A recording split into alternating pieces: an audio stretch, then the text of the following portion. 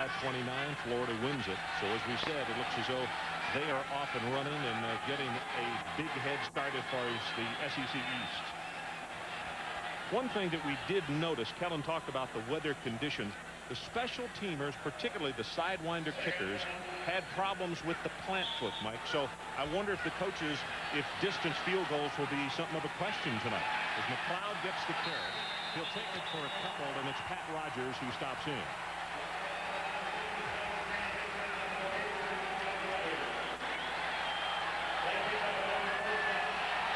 Here's what I was talking about against LSU. 18 points a game, 94 and 95, and you see the others in the 456 yards and 36 points. So they've had a lot of success against most teams offensively, but not LSU. You know, Mike, amazingly, Auburn came into this game last year averaging over 60 points a game and was held to no touchdown. Craig delivers. Did he trap it? Nope, they say he caught it at the 49-yard line. And look at Coach DiNardo. He is all over the official because he was as close as he was. And Jerry says, I don't think so. I don't think he got the ball. Baker was the man. Ron, the other thing tonight, you see Auburn coming out in a no-huddle offense. This puts a lot of pressure on the defense because you're used to huddling and you're used to getting some confidence.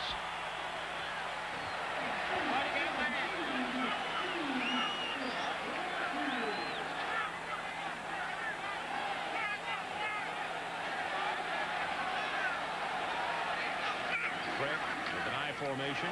Ball is fumbled, and that play was doomed from the get-go as Beasley, he didn't want to make the pitch to begin with. Mike, what happened? No, it looked like a bad snap or players didn't hear the count. Somebody didn't go on the count, and it looked like Damian Craig wasn't sure whether he really wanted to pitch that football to Fred Beasley. Rusty Williams comes into the lineup. Fred Beasley will come to the bench. Rusty is number 3. He is a freshman out of Moncks Corner, South Carolina. 6 feet 201.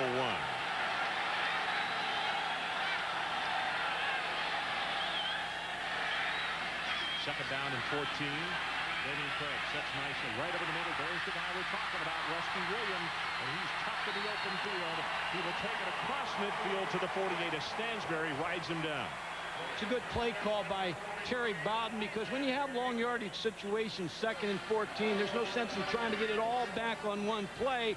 A little short, safe pass to Rusty Williams. Now you're back within third and 6. So now everything in your offense fits this call. You know, Mike, for people who have only seen Auburn sparingly, last year, Damian Craig's name is familiar. He was the short yardage guy. Goal line, 3rd down and short, 4th and short. Every time he'd come in, he was in pressure situations. Is that one of the reasons he's gotten off to a very mature start, you think? I think it was a great coaching job by Terry Bowden doing that. Not much coaching can do for that for a quarterback. He is swamped at the 50 by Greg Hill. But Ron, what happens when you get a quarterback on the field as a backup to Patrick Nix and you get him in pressure situations, he's better ready to take over right now. Now, he didn't see the blitz. Greg Hill, safety coming from the top, he didn't spot him. That's his job. He must scan the football field, see the strong safety coming, and be able to pick it up and get rid of the football. Jared Holmes to punt as you look at Kevin Falk. And those numbers tell you a bunch. You don't want to kick to him if you don't have to. Holmes' kick, wobbly spiral, but it is returnable. Of the 16.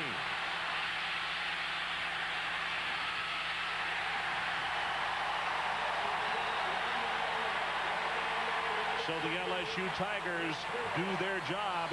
Next, we'll see their offense. There's a place in New York owned by the biggest sports stars around. You know, I like to with long hair. And you never know when they'll show up. Long. Short. It's the official All-Star Cafe. Ed Griffey Jr., 301 lifetime average. Where the owners are always willing to help out. Excuse me, it's 302. So if you go, bring the right stats and the right card. Visa, because the All-Star doesn't take American Express. 301 lifetime average. Visa, it's everywhere you want to be.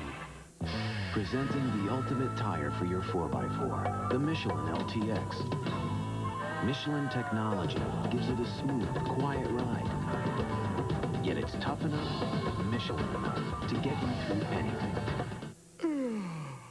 Why not start this morning at McDonald's and Fill up phone without emptying this. Blow in for this. Without blowing all of this. Come on in for breakfast here and you'll save this.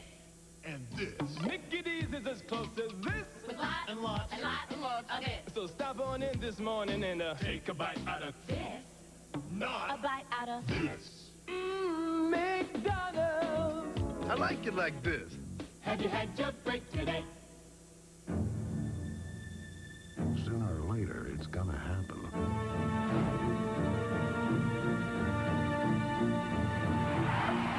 Call CarStar Collision Repair.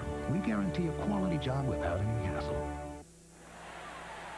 Gorgeous shot as we're about to lose the sun, and they're hanging from the rafters, particularly in the northeast corner of the stadium here at Jordan Hare.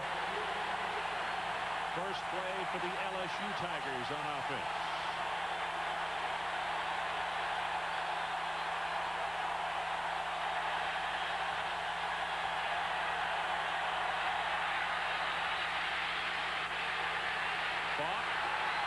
He's loose.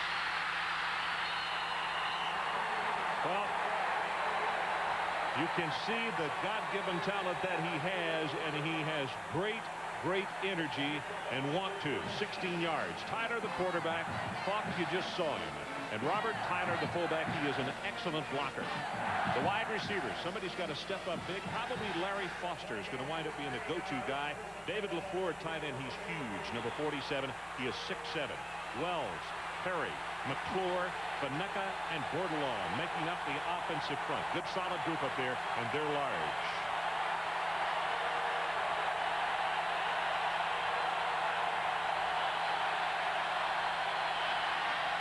Counterplay. Falk.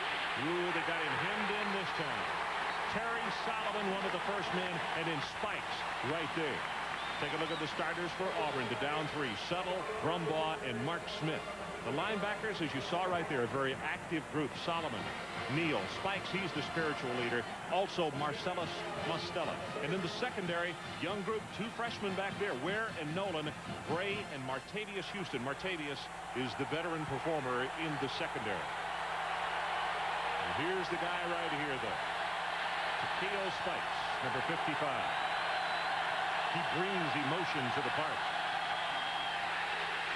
Brumbaugh in pursuit. Savoie, the H-back, makes the reception, and it's Houston who hits him for the stop. Ron, a big key for LSU to make the next step is they were 1-3-1 last year on the road. They lost to Kentucky and they tied a South Carolina team. To win the West, they've got to be better and have more success on the road. Tonight's big for them. Like all of these, the H-back and the tight ends for Jerry DiNardo are huge. I mentioned LaFleur is 6'7". Savoie, who just caught the ball, he's 6'6". They've got a basketball team at tight end. Third down, line to make the 43. They try to set the screen. Good job defensively, and then he overthrows it. He wanted Cleveland.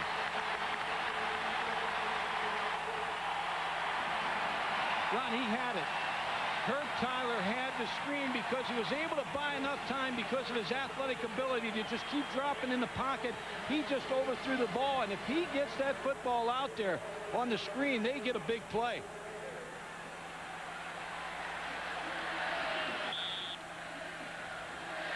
Baker drops off deep as you look at Kessler. No score, an offensive possession each, and the second punt of the night.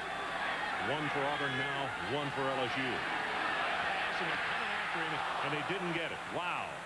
Baker on the run, and he lets it get by.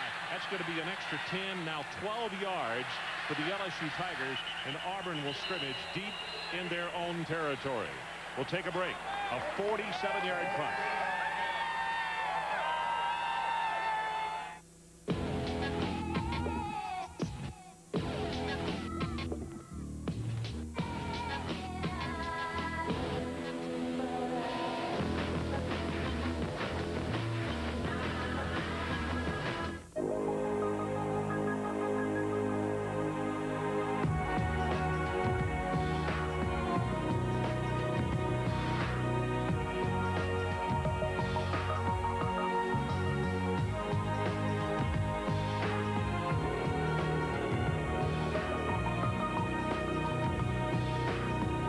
Why float through life when you can drive?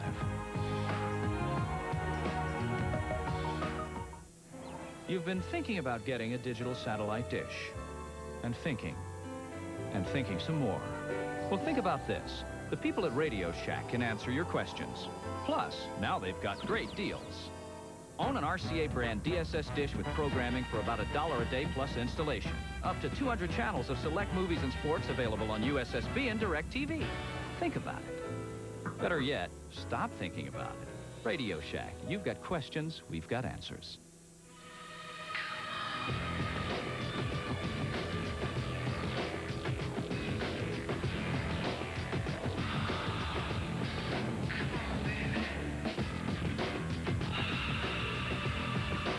James Brown and the Longhorns are rolling into Virginia to face Tiki Barber and the Cavaliers. Texas, Virginia, next Saturday at 7:30, only on ESPN.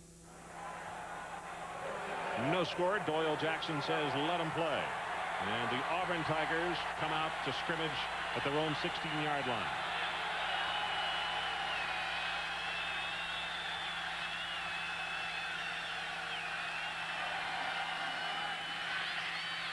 Beasley turns the corner, takes a pretty good shot at the 23. Mike Tirico, let's check in with you for the first time tonight. Ron, this McDonald's breakaway checks in on this East Carolina-South Carolina battle. Marcus Crandall, 17 yards to Larry Shannon. Made a nifty move to get in the end zone in Columbia. Second quarter now, Pirates by 10.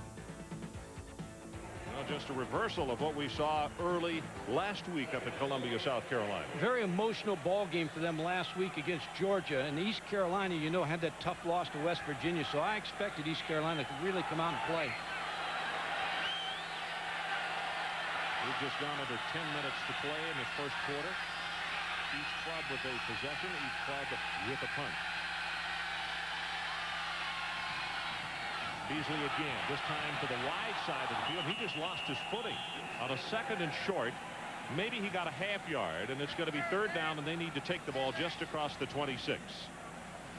Ron, here's what you're going to see tonight out of LSU. Look at the wide receivers, first of all. They're all manned up here. You got man coverage, so you get some big plays. But here's the free safety, Willie Mays. Center fielder playing in there. Now 7 people are in the box to try to stop the run. So look for some opportunities for some big plays for Damian Craig and Terry Bond's offense tonight. Rayon Hill, number 21, deep in that secondary. Sophomore out of New Orleans. Pressure from the outside. Craig overthrows it. He was looking for Bailey. Karsten Bailey, a sophomore out of Sharpsburg, Georgia. Then that's again Damian Craig's mistake. Denard Walker's blitzing from the outside.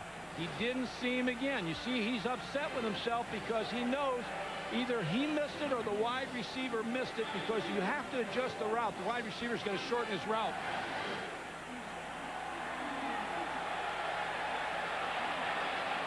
Holmes with his second punt of the night.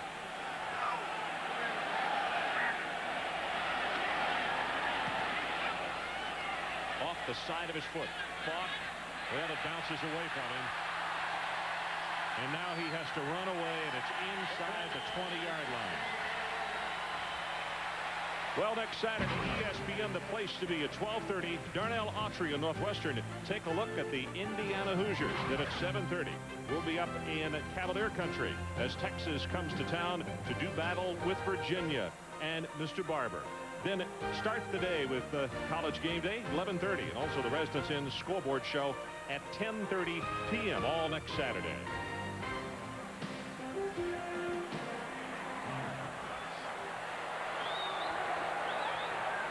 This fire has broken behind the stadium. That is the southeast corner of the stadium.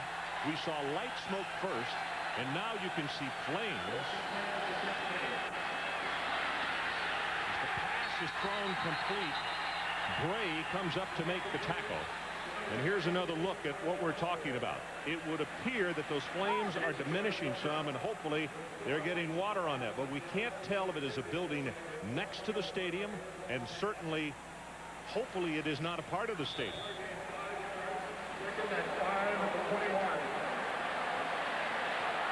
Right now, very few people are watching the field. They are very concerned with the situation in the southeastern corner of the stadium. In fact, now David Housel, the athletic director, is coming down toward the booth. He wants to know if somebody can get a shot of what's happening as a flag comes down and the play has been whistled dead. It is the old Students Activity Building.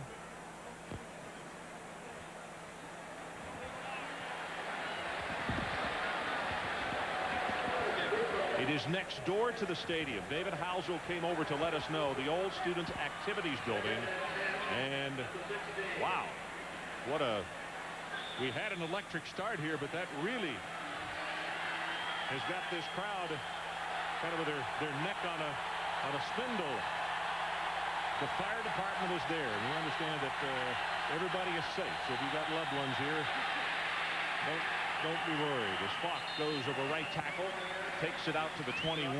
Brumbaugh stops him. Ron, the reason first down is so important for LSU is you've got a young quarterback. Even though he's 5-0 as a starter, Herb Tyler, you do not want to get him into long yardage situations tonight. 2nd and 3rd and long, because you force the turnovers that Auburn is so used to doing on defense. So you want to keep him in 3rd and short, success on first down. It is 3rd down now. And they need to take the ball to the 27-yard line to hold on to the football. Draw play.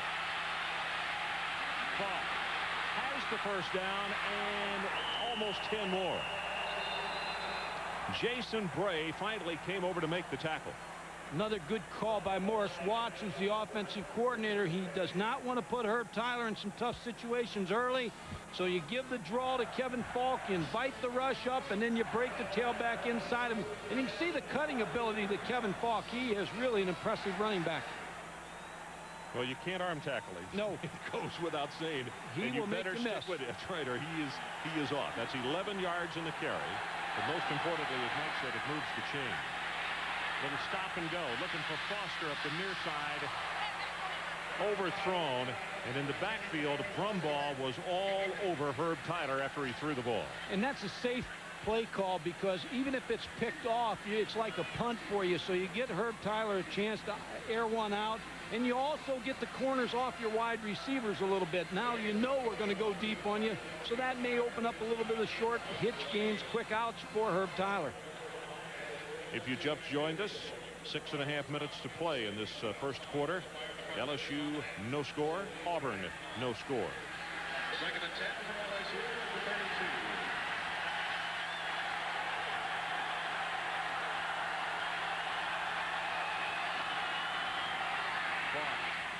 Breaks off a tackle, breaks off another, across the 40-yard line. He's close to the 41, and it's Shannon Settle who is holding on for dear life. Well, you mentioned it a few plays ago. You better wrap him up and tackle him, and you better tackle him around those legs the best you can, because he has a strong upper body, and he's always moving with the football. This play should have been stopped. Auburn's in great shape defensively. As you see the tackles, people reaching out, and he's not there. They're not wrapping up and making a tackle on Kevin Falk.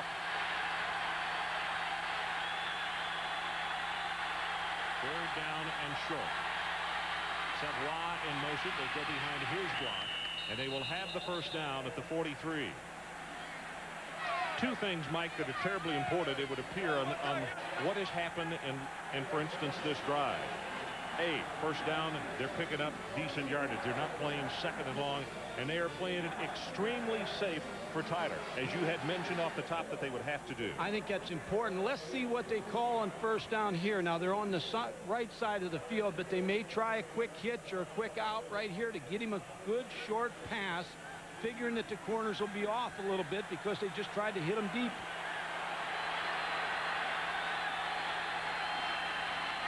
.42 yards for Falk so far. Oh, boy.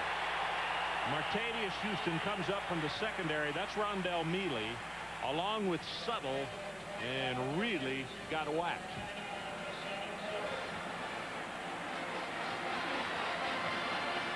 Good look at Martavius. He is certainly one of the leaders on this defense. In fact, his first interception came on a game right here on ESPN.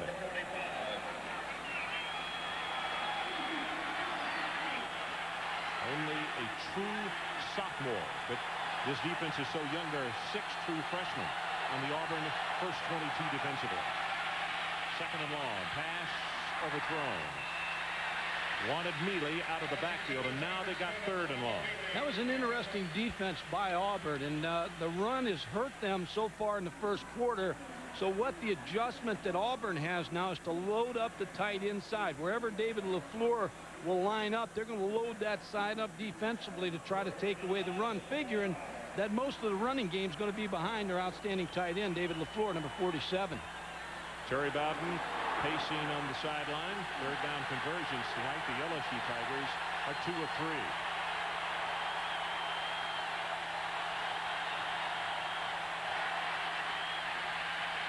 Tyler from the shotgun has it complete, and it's going to go for negative yardage as Bray comes up with the stick.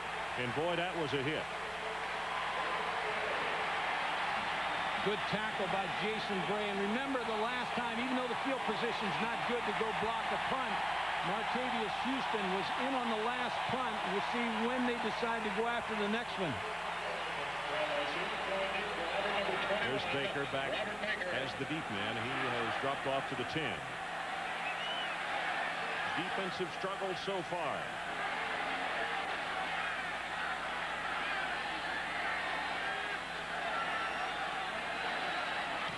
Good protection this time and a good coverage kick. Very high. Baker runs away from it, and it's going to go dead inside the 5-yard line. 48 yards in the punt. Let's take a timeout. No score. Auburn and LSU. Hunting season is here, and Easy Living Yamaha in Rome makes it easy to own a new Yamaha 4-wheeler.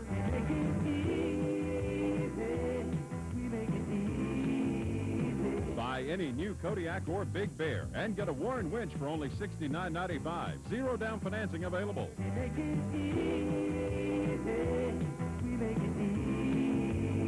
That's Easy Living Yamaha. Highway 27 North, Rome. Hi, folks. This is Bob Williams. I'm here today to talk about new cars. We've got a great selection of these right now, all the way from the Dodge Neon, all the way up to the Chrysler LHS. We've got rebates on all of these new cars right now, starting out at $1,000 on the Neon, going all the way up to $3,000 on the LHS. We've got a good selection of these. It's time to move them out. It's year end. So come on out and test drive it. Bob Williams Dodge, 2500 New Calhoun Road, Rome, Georgia.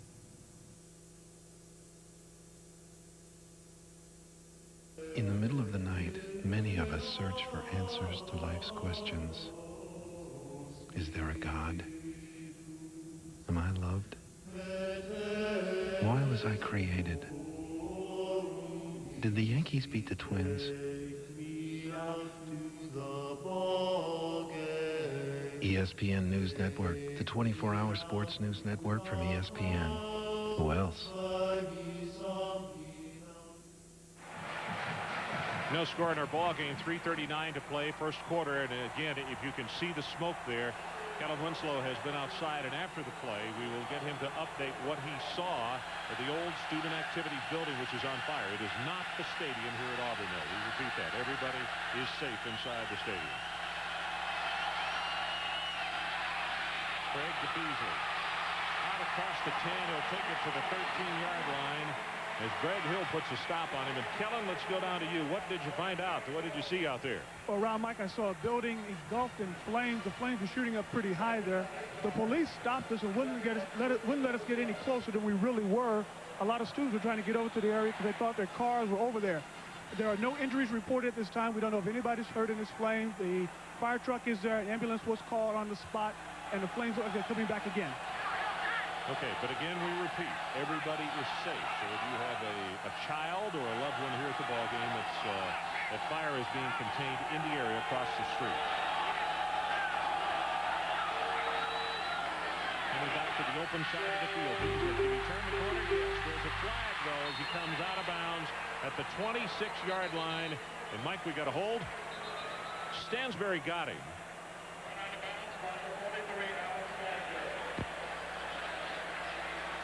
14 yards in the carry. LSU's defense is applauding, so we would assume that this call will go against Auburn, and that is it. Offensive holding. When you get the corner like Auburn has got the corner on those last two plays, you figure something's happened. Either they're manhandling those defensive ends or they are holding. But Fred Beasley's been open on the toss sweep to be able to get around the corner. Foul was holding by the offense. Still second down. Penalty from spot of the foul. So from the spot, and they have taken it now inside the 9-yard line.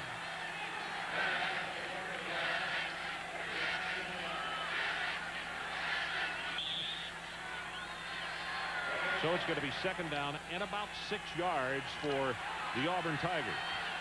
And since it happened from the spot, and that's where the penalty went, could have been worse. That's really not bad for Auburn. Second, still short yardage, medium yardage. There is some cracking going on inside. Pat Rogers came up to meet the ball carrier, Beasley, just about as quickly as he got the football. And now it will be third down.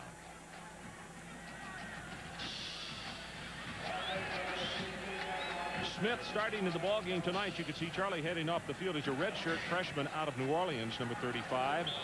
Last week it was Markeith Spears who opened at that middle linebacking position. He had a little problem overrunning the play. Charles Smith started the game tonight. Calais normally occupied that position. They lost him with a knee injury for the entire year last week, or 2 weeks ago, I should say, against Houston.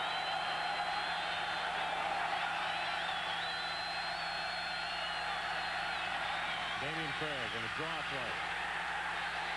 Eric Hines-Tucker, the ball carrier. They stopped him at the 10, and LSU stands to get good field position.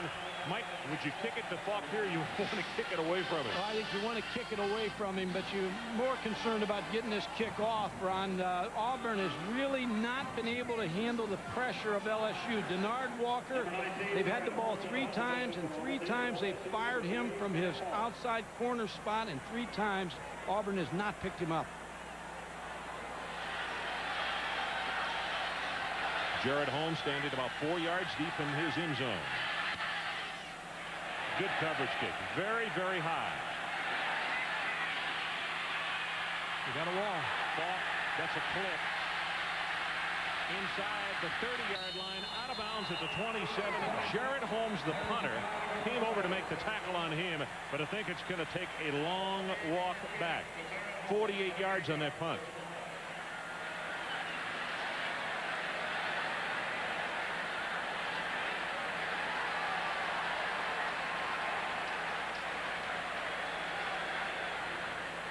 Well, join John Miller and Joe Morgan for the ESPN Sunday Night Baseball Game of the Week. Tomorrow, it'll be in New York for the Yankees and the Red Sox. The Rocket, Roger Clemens, is scheduled to pitch his last start. Remember, he struck out 20 batters, tying his own major league record. ESPN Game of the Week tomorrow, 8 o'clock. By the way, the Yankees won 12-11 today in 10 innings. So it's Baltimore, Seattle, a half back in the wild card AL. Chicago 2 off, and Boston 3 off the pace.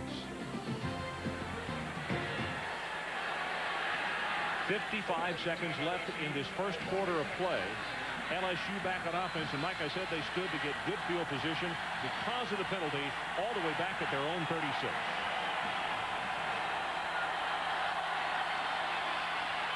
Drop play to Falk. Breaks 1, breaks 2, and is finally going to be tackled by the third Auburn Tiger at the 44, Mike Tirico. It's a hot night down here. How about up there? Well, Ron, it's a wet night. We can tell you this for sure. Between the hedges, Georgia had come back to take a 7-6 lead, but on the ensuing drive, Byron Hanspard, what a running back. 47 yards here. He has a $185 on the game. Texas Tech leads by 5. South Carolina has answered East Carolina's 10-0 lead. Now a 3-point game in Columbia. Okay, Michael, that's 2 weeks in a row that good tailbacks have lit them up defensively.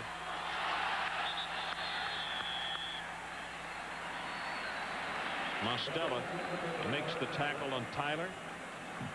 And sometimes when you have a wet turf or a wet ball, the ball will get wet. And that's what it looked like. Herb Tyler just didn't handle the center exchange and dropped the football. Wisely recovered it quickly. I talked earlier about the fact that they were that the sidewinder kickers were having a little problem with their plant foot. By the way, Mostella, 34 tackles the last 2 years in the LSU game. Last year, he had 19 stops against the guys from Baton Rouge.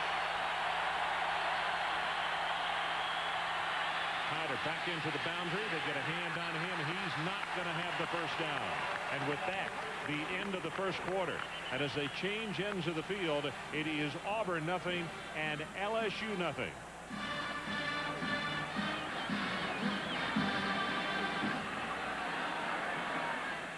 I don't even know why we're going to Pinecrest.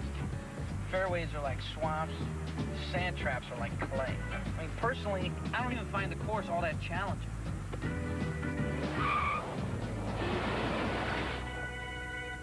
What do you want? Pebble Beach? Yeah. Kelly Springfield tires are designed to go a long way. So go. Get every mile you can out of life. You know it's going to be a 10-hour drive. Good thing weekends are 2 days. There are lots of reasons to buy life insurance. Here are 2 great ones. I'm State Farm Agent Mike Foy. As the Goff family has grown, so have their life insurance needs. That's why we get together for family insurance checkups.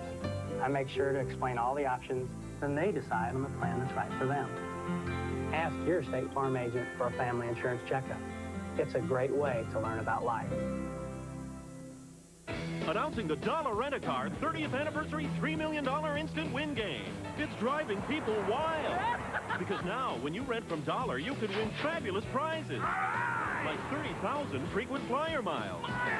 30 round-trip airline tickets. 30 Florida or Hawaii vacations. And then there's that $3 million prize. $3 million! The 30th Anniversary Instant Win Game. Only at Dollar. Call now for our special low anniversary rates. All right, gentlemen. Tomorrow, your butts are mine. Lights up.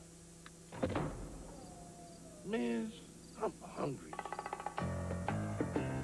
Russell Athletic Wear is made to handle the toughest situations on and off the field. Hot dog. French fries. Hamburger. Tacos grande. Pizza. Coach, going somewhere, ladies. Hard work. Dedication. Commitment. Get Russell Athletic. Get tough. Get up there, Lord, bud. Go, go. Impossible to forget. I'm gonna have to pull the trigger. I like that girl. Impossible to resist. You've never done that before. And impossible to survive. What are you going to do? I'm going to get our money. This Friday.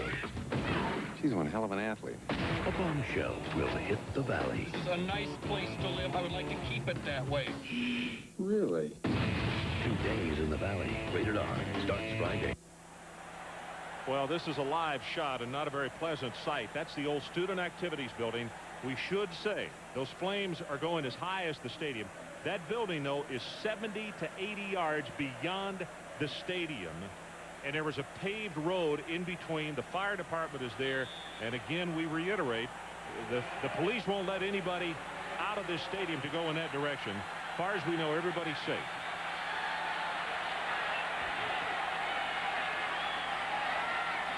Kessler, pressure on him, and he can't get it off.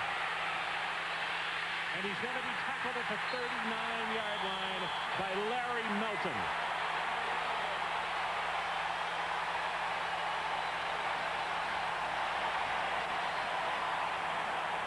It was just a matter of time. You remember the first punt.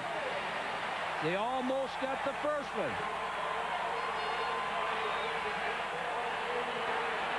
Now he's a third punt. They come back after it again. Karsten Bailey, number 5, in the face of the punter, and Auburn now with great field position. Mike, there was, Karsten Bailey, number 5, as you pointed out, was the guy who was parallel to the ground. He had it. And he would have blocked it. And they came very close on the first punt of the ball game to blocking one.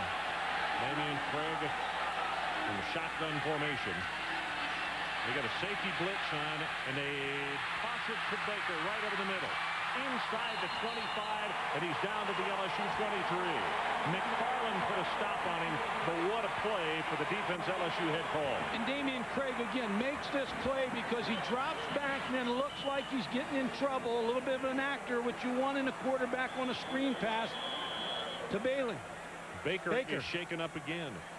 He is down on the sideline, and the John Larkin, the head trainer for Auburn, and his guys are out taking a look. Little crossing route to Robert Baker, just beyond the line of scrimmage. Anthony McFarland, the injured tackle who is coming back after being off for 3 weeks, made that play. Baker was sensational in last week's game against Ole Miss. In fact, it was the biggest game of his career, Mike. He had 5 passes for 161 yards and 2 touchdowns in that game. But he's gone down twice tonight on a couple of really tough shots. And they need him because he's their touchdown maker. On the 2 touchdown catches he had against Ole Miss last week, his feet were almost as high as the defensive back's waist, certainly to the thigh. I mean, he is a great leaper to go with the speed, and we're glad to see that he's up and coming off on his own power.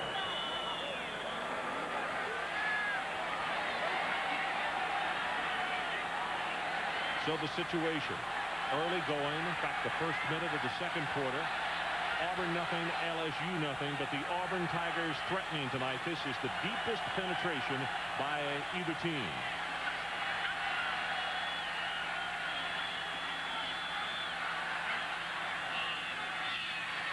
Craig just missed Karsten Bailey.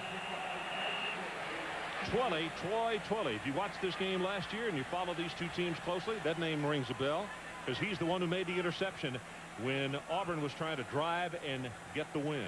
Yeah, that was sealed to win. Tyrone Goodson was the receiver on the play, and Troy Twilley made the interception. Boy, 10 quarters, not allowing a touchdown. That's the LSU defense against Auburn. The Auburn Tigers trying to break that drought now. Quarterback draw. 20, 19, and that ball is loose. And they say he is down as Pat Rogers was holding on to him. Ron, a nice little adjustment by Auburn offensively. Damian Craig in the first couple series, as Terry Bowden knows that he's having trouble seeing the blitz, and they're bringing corners. They're bringing Denard Walker 24, and they're bringing Greg Hill 25. So the answer to that is take Damian Craig and put him in the shotgun so he can best see and better see the blitz coming. Now he can pick it up a little bit better. Kincaid Pennington, number 40, and Rusty Williams, number 3, join Damian Craig in that Auburn backfield.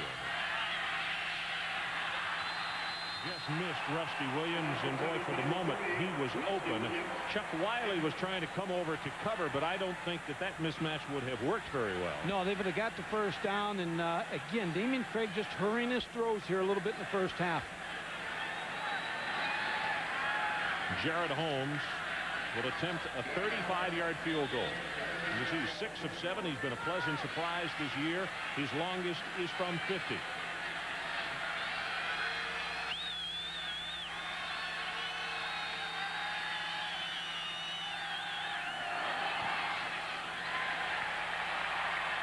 He's good. Jared Holmes puts the Auburn Tigers on the board first. Take a break. 3-0.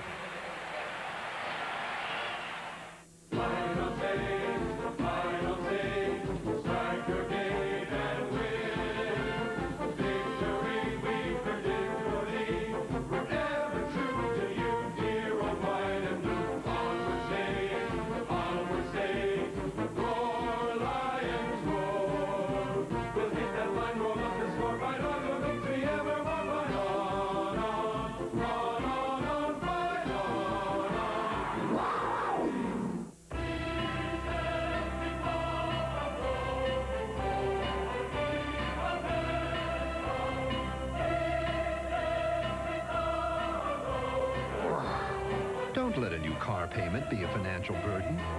Call 1-800-32-SMART about Smart Lease by GMAC. It's an affordable way to drive off with a new GM vehicle. And it might even give you something you wouldn't mind carrying around.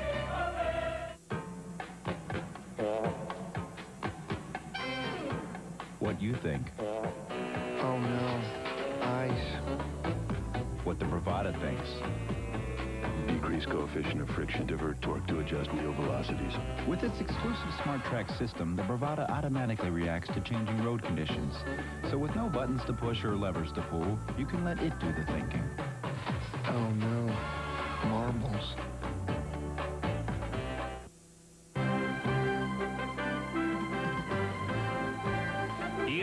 coverage of Saturday Primetime is brought to you by Oldsmobile and your local Oldsmobile dealer. And by Burger King, where you can get your burger's worth. Well, let's go back to 2 years ago. LSU was in the process of upsetting number 11 Auburn when the Auburn defense took over. 3 fourth-quarter interceptions for touchdowns gave Auburn a 30-26 win and a dramatic come-from-behind victory. Some of the folks who have traveled here from Baton Rouge, as Holmes will kick it off.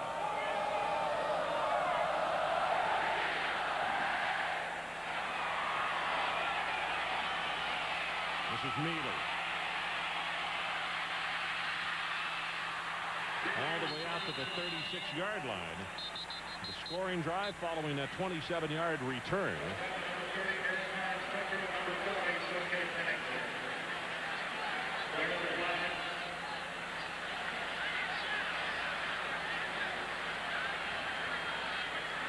Pretty good return here, Ron. I think I turned the penalty down. Start right here. Good field position.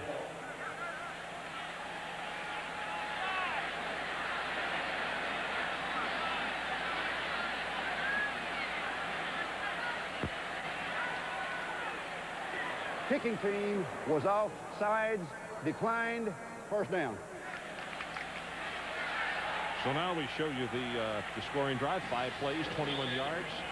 1:32 off the clock. And Holmes knocks down a 35-yard field goal to put Auburn on top.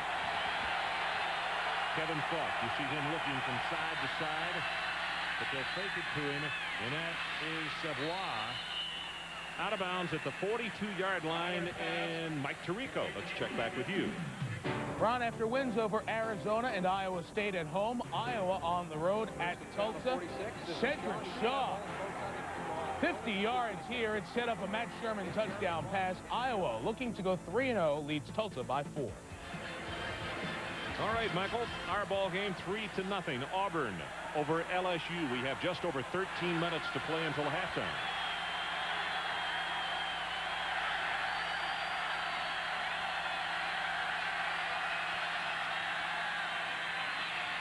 Look at the change of direction, even on the wet field, and all of a sudden, Martavius Houston says that change came on my interstate here. Well, Martavius Houston, remember, he's a defensive back, and that's the respect that Auburn and Bill Oliver, the defensive coordinator, has for the great tailback Kevin Falk, because they're moving 8 people up into the box again to stop the run. They're going to make Herb Tyler beat him. They're going to try to take away Kevin Falk in the running game.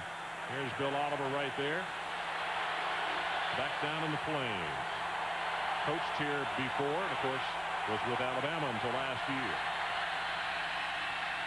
3rd down and short.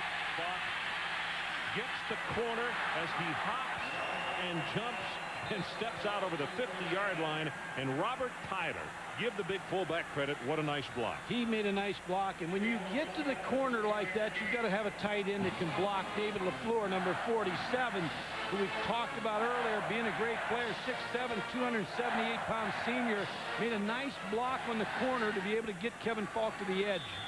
Mike, we were sitting watching video yesterday, and you don't normally say something like this because you like to watch good passing, good catching, good running. He's fun to watch block. I mean, he just seals the entire outside, and it's 6'7", 279, pretty good size for a tight end.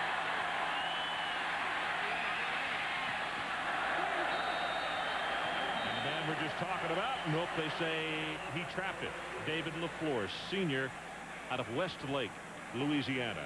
Well, Mel Kiper, the draft expert, rates him, if not including the juniors if they come out.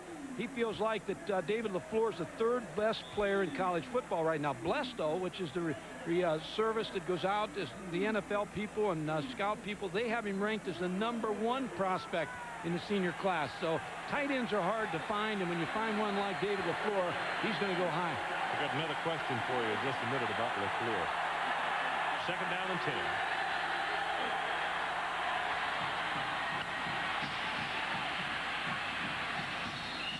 Is going to finally be knocked out of bounds. Let's see where they're going to spot him as Spikes bumped him out of bounds. They're going to say at the 39. Mike, he is a perfect size LaFleur, for an offensive tackle. I mean, he could even gain 20. He runs a 4.7 now. Would he be better served to try to become an offensive lineman in the NFL? Well, you know, those left tackles on the blind side of a right throwing quarterback are at a premium. They're high-priced. But I tell you, I think you'd have a hard time talking David LaFleur and again going down and giving up them catching those footballs as an athlete. Third down. They need the Auburn 35. Short drop.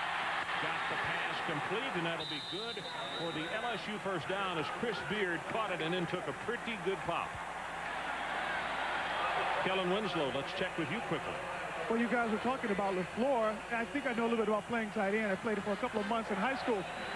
But LaFleur is quite a talent. The one thing he's going to have to work on is getting in and out of the break. He's a little gingerly right now on this type of turf because it is kind of slippery. And at 6'7", that's a lot of body to move.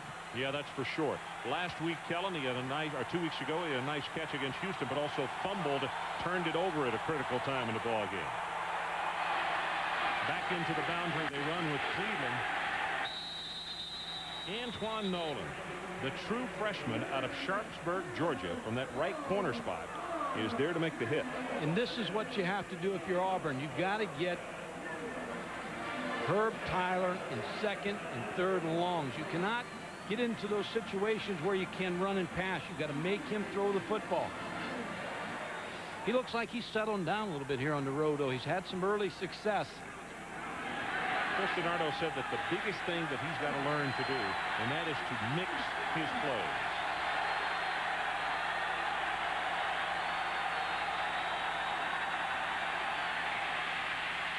Got him. That is Savoie. From LaFleur, 6'7" to Savoie, 6'6". Easy targets to hit as Martavius Houston is there defensively. Well, the Deuce has the best in college football next Saturday at noon. The midshipmen of Navy will be battling against Boston College. Then at 6 o'clock, Maryland takes on the Mountaineers of West Virginia.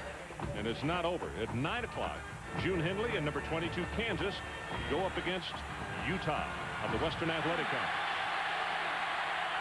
First and 10, LSU, their deepest penetration of the night.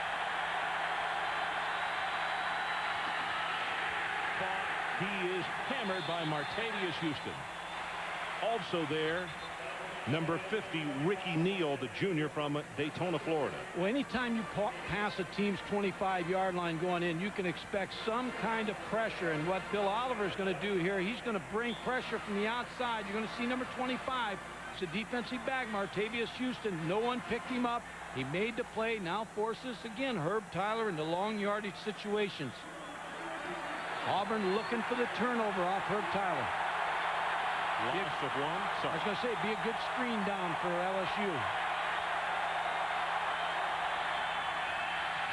Right over the middle. Foster complete inside. Well, let's see where they're going to give him forward progress. They'll say at the 10-yard line exactly. So they do not pick up the first down, but it's going to be third down, and they only need a couple. When you have number 3 in the backfield, everybody's figuring it's going to be Kevin Falk time at 3rd and 2.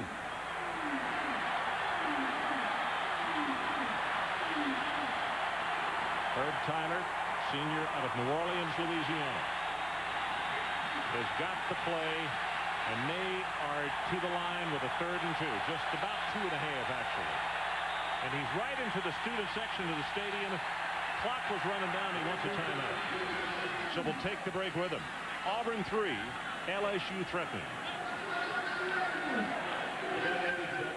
Never told a friend about a beer before. Definitely a new taste for Miller. It's not my brand, but it's good. It's got a lovely bouquet. Hops gives it that flavor. It says style, but means action. Good color. For big flavor that goes down easy, taste the taste of new Miller beer. The one with the red label. I said, give me another Miller. New Miller beer. Taste the taste. It sounds good, too. What you're thinking. Hey, cows. What the Bravada's thinking. Mud on a 4% grade. Reduce slippage via viscous clutch. With its exclusive Smart Track system, the Bravada automatically reacts to changing road conditions. So with no buttons to push or levers to pull, you can think about more important things. I wonder who invented barbed wire. That would be Joseph Clinton.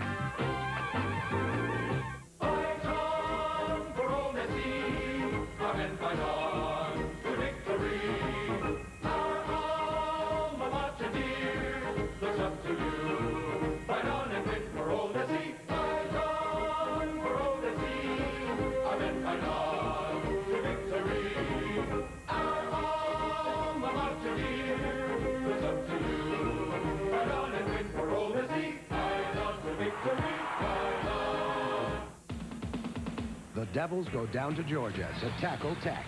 Duke, Georgia Tech, Thursday at 8, only on ESPN.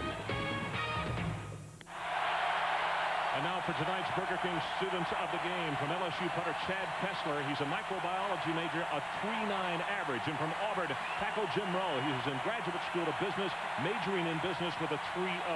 Burger King recognizes scholar athletes through its $1 million scholarship program by donating $100,000 per week in the name of the players whose achievements go beyond the field and into the classroom.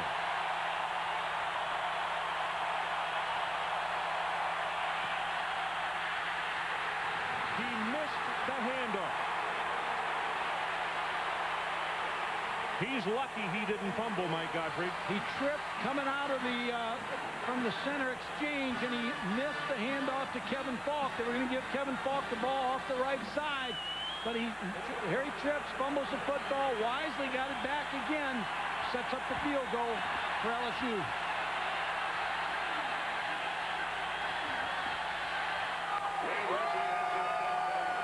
So this field goal attempt will be at 30 yards by Wade Ritchie.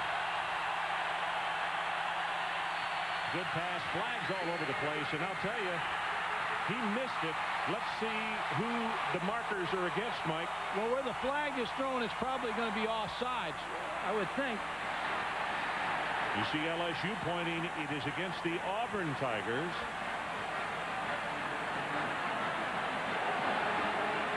Wow. Well, it's the last thing you want on special teams, to have a 4th and 5 situation. Now they're going to stretch this out and see if it is a first down.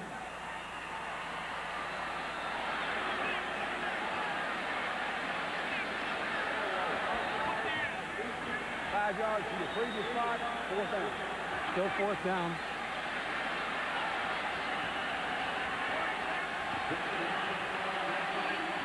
So the penalty will not pick up the first down, but it moves about for a 25-yard attempt. And he missed the field goal. So now you give him a second chance to put 3 on the board.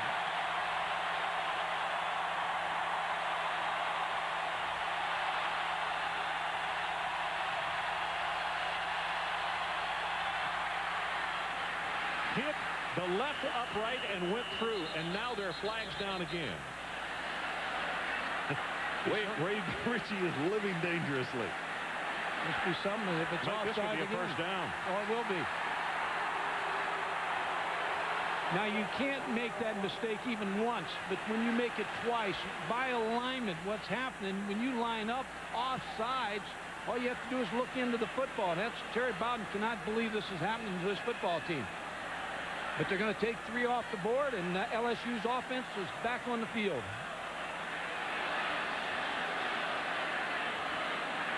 Doyle Jackson discussing with Savoie, who has instructions from his bench, obviously, to take the penalty. Mark that down, Ron. That was 2 offside penalties. One, you missed the field goal. The second one, now you... by the defense, which will be penalized half the distance to the goal, first down. And it also, on a very young defense, would have given Bill Oliver an opportunity to stand up at halftime and say, okay, guys, you did what you were supposed to. You stopped them, and they missed the field goal. Now they get an opportunity to score a touchdown. This is where you need great defense if you're Auburn. You're always looking for a great goal line defense. Holds on to it. Going to run it at the 2, maybe to the 1 as Tyler Martavius Houston will wrap him up. Bill Oliver talked about Herb Tyler, the LSU quarterback, and he said his feet are so fast it's like having a running back under center. And I've been impressed. There's some good quarterbacks in the Southeastern Conference, and Herb Tyler so far in this ball game has been impressive. He hasn't made mistakes. He's played within the system. He's thrown the ball very well, and he's an athlete coming out of there.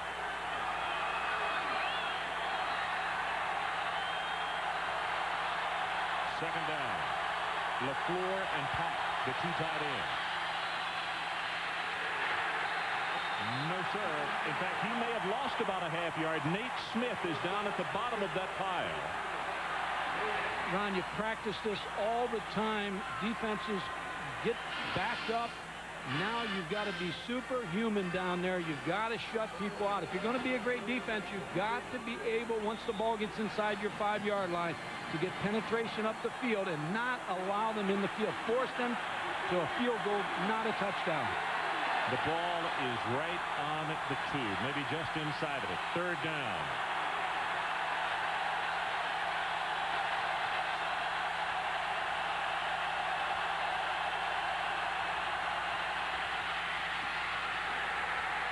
Touchdown LSU. Tyler, by the slimmest of margins, got it across the end zone line as Bray was there to make the hit, but not in time. And Jerry DiNardo has a background in the option. Ran the option offense at Vanderbilt, ran it with Bill McCartney out of Colorado. Has enough option plays in his system right now to take advantage of the defense inside the 10-yard line. Well, let's see if they get this extra point, because it's been rather exciting with Wade Ritchie so far. There, he got it right down the middle. So there's a timeout on the field. 6:34 left until halftime, and our new count is LSU 7 and Auburn 3. Music Room has been the place to go for band instruments for 40 years. We commit ourselves to quality, ensuring that you get only top-of-the-line band instruments when you buy or rent from us. You get names like Yamaha, King, LeBlanc, Canadian Brass, and Selmer, all names that stand for quality in the music business. Our band instrument staff are all trained and certified. We're proud to be the Yamaha Music and Education dealer in Georgia. The Music Room, East 2nd Avenue in Rome, serving music education in Northwest Georgia since 1956. Already know about Owen's famous barbecue, but did you know they serve breakfast too? You get a good breakfast at a good price. If you need it fast, just head for the drive-thru. This is my planet. This is my favorite barbecue place. This is my seat, and this is my special biscuit. We call it the Hat. And this is Grandma Pat. She makes my special biscuit. You come here, and she'll make one for you, too. Owen's Barbecue, Martha Berry Highway, in Armurchie. Was a failed backup football announcer who vowed his sons would fulfill his broadcast dreams. McGinty masterminded perhaps the grandest scheme this country's ever known. 3 of his sons would attain an all-pro knowledge of the sport. 1 would become an announcer, the last a journalist. They were then assigned different last names, so none could be accused of nepotism. In the coming months, you'll learn their incredible true story. Well, this man got the touchdown on the 2-yard run in the drive. 14 plays, 63 yards, 6:45 consumed on the clock, and 2 absolutely gigantic penalties by his team. And boy, that'll be part of the conversation at halftime, you can bet, as you look at Baker. Also, Eric Tucker, number 30. It's going to come down to Baker, 1 yard deep.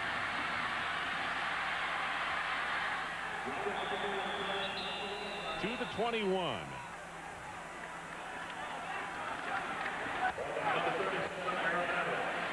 Special teams, there was 2 offsides by the Auburn defense.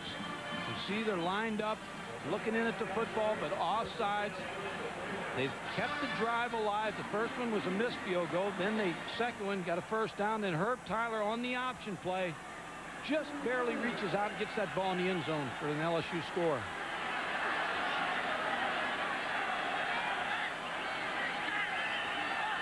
Marquise Cooper, first time that we've seen him tonight, number 17.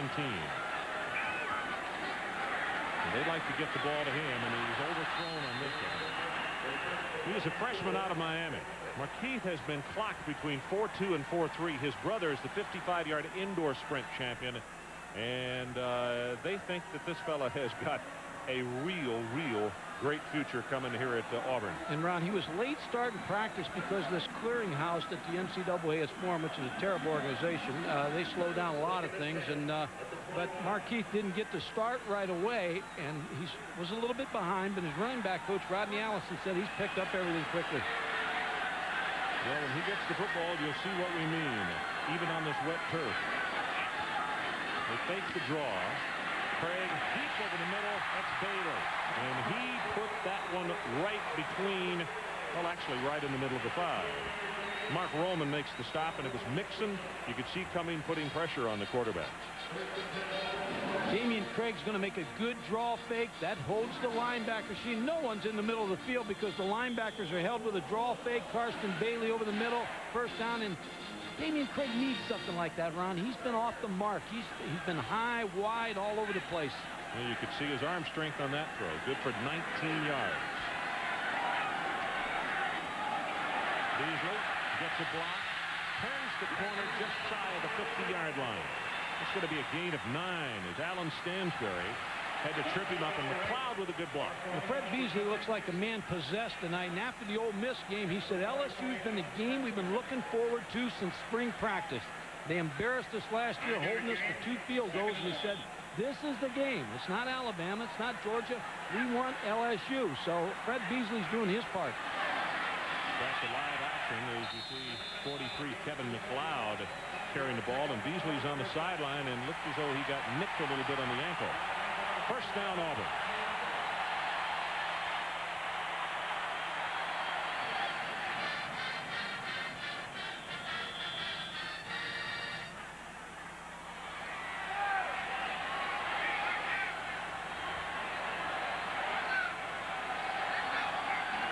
First down.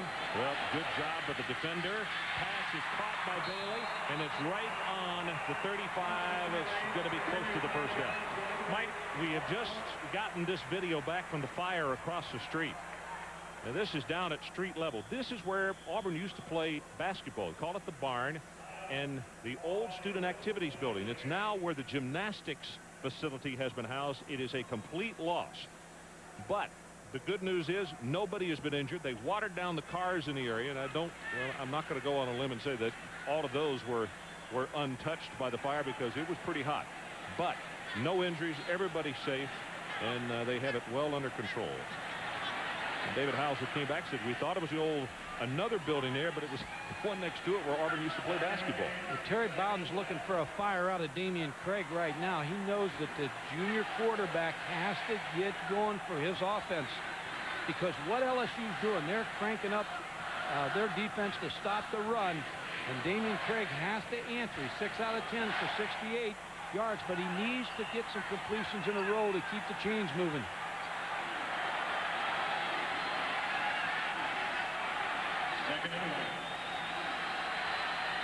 Second down, just inches to pick up the first. Under 5 minutes to play until halftime.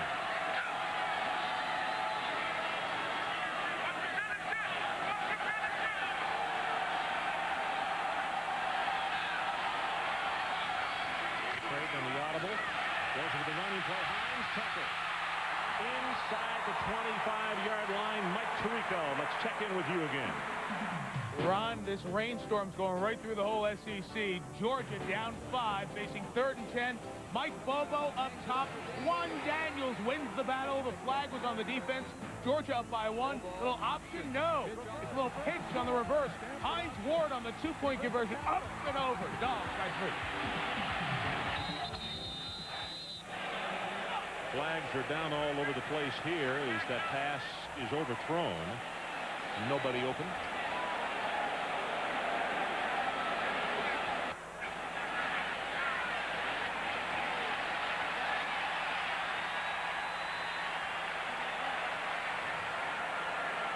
Johnny Mitchell coming back in defensively for LSU. McFarland getting a breather. Of course, Anthony has had a foot injury, still not 100%, so they're getting some break time for him. Sutton goes to the bench, and Kenny Mixon, 57, will come back in. 5 yards from the previous spot. First down. Illegal substitution, LSU.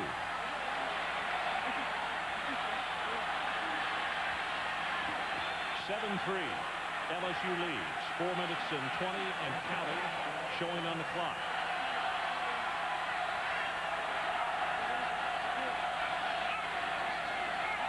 Quarterback draw. And Craig slipped down. He lost the football for a moment. Got on it just outside the 20. And it's Mixon who was there on it. Ron, last year LSU had such success in their game plan against Auburn's offense. This is Carl Reese. And when Carl Reese was the coordinator for Jerry DiNardo at Vanderbilt, they had success against Terry Bowden's offense. So it's an offense and a defense that has gone against each other, and LSU has won so far. LSU shows blitz. Beasley. 1st and 10, Auburn Tigers. Just outside the 10. They can pick up a first down without scoring.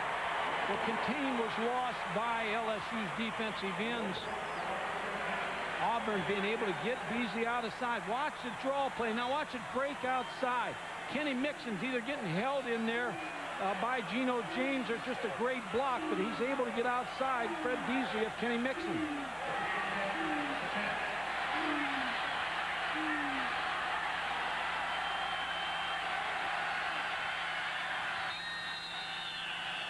Damian Craig says, let's discuss it with my coaches on the sideline. That's exactly what they'll do. The LSU Tigers on top by 4. The way I see it, coaching against this Leon kid must be like sitting on a tack. Got your offense stymied, your defense bamboozled. What can you do? And just when you figure things can't get any worse, guess who shows up to return the punt? Prime time. Oh, brother. Anyway, take it from me, forget your fancy sports drink and get yourself some bicarbonate of soda. They say Gateway 2000 changed how the world buys computers. Factory direct over the phone. Now we bring you Destination. It's a big screen PC. This is cool. It is TV and a computer. It's huge. Oh my gosh. He's going to want one of these, you know. Where does it come from? South Dakota. South Dakota. Gateway computers feature the Intel Pentium processor. To find out more about Destination or our other PCs, call 1-800-GATEWAY. You've got a friend in the business. Looking for something? Yeah, that dime from Sprint's long-distance plan. Having trouble finding it, huh? Yeah. Well, that's because depending on when you call, the Sprint Cents rate isn't always a dime. It could be a quarter or 65 cents on calls to Canada. Oh. Try AT&T True Reach Savings. On average, most people can save more than with Sprint Cents when they spend $25 a month on calls in the U.S. Plus, you'll always save more on calls to Canada. Wow, I found what I'm looking for. That's your true choice, AT&T. 7-3 LSU, but that lead is in jeopardy right now. This is the 9th play of the drive. It started back at the Auburn 21.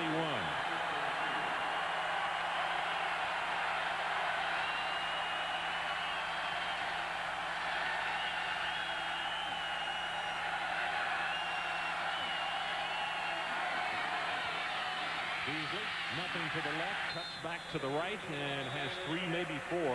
As Theo Williams bumped him down pretty hard. Ron, what happened on that play? I believe Damian Craig looked up because of what we talked about earlier. Kenny Mixon and Theo Williams getting hooked. They widened them out a little bit, so Damian Craig wanted to check off and go inside. Last season, we talked about goal line offense. He was 13 touchdowns and 13 tries. That's where he got his experience to be the starting quarterback tonight. Patrick Nix was the starter the rest of the time. This season, he's 4 for 6. Dangerous player down here. Rusty Williams, number 3, checks into the lineup. Craig pass out in the flat. That's who he goes to Williams, and he's hit immediately by Cedric Donaldson. That is awfully good coverage.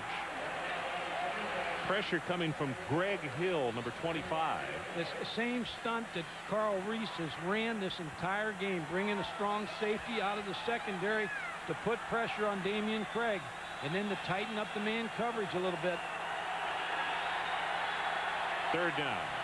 And we mentioned that they can get a first without scoring, but it would only have an inch left. That's what Terry Bowden wants. He just wants it in the end zone. He's just going to run the clock down here and take a timeout and then talk about this third down play.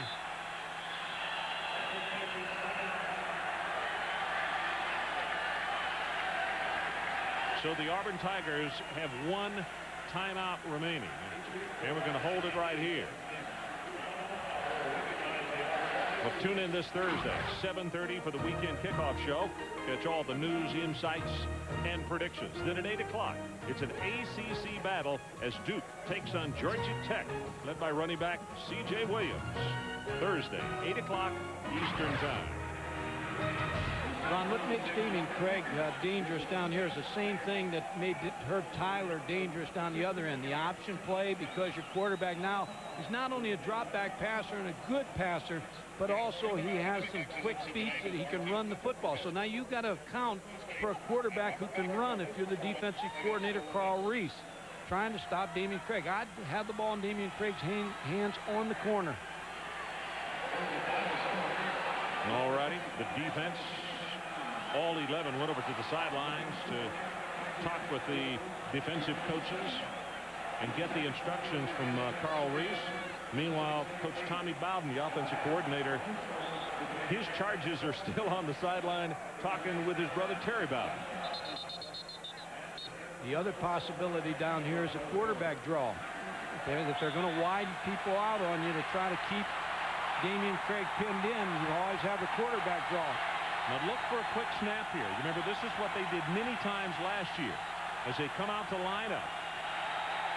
No, they're going to go ahead and get set. 3 wide receivers to the bottom of your screen.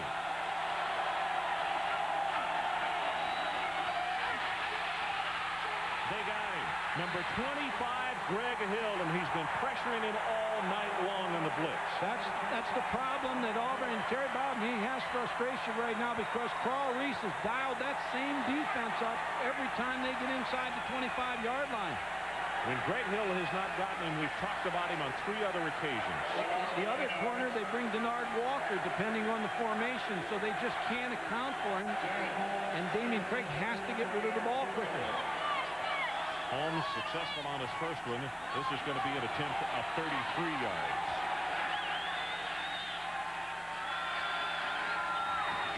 It's blocked.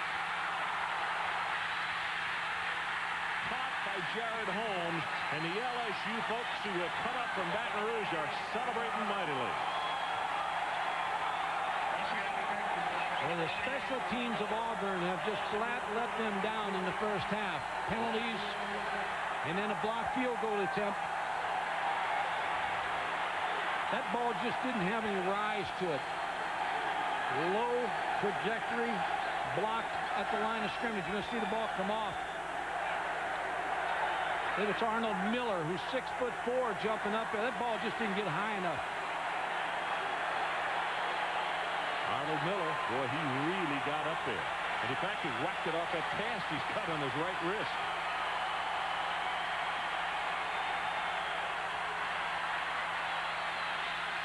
Savoy in motion, but it's fought. And he will have 3 yards. Mike Tirico, let's check back with you. Quick reminder coming up on the GMAC halftime report. You'll see Texas, Virginia at this time next week. Great Texas game today. The highlights are ahead. Also, the Florida-Tennessee story from Knoxville, and there are some great finishes going on in the SEC, including the Georgia game. We'll have it for you at halftime. All right, Michael.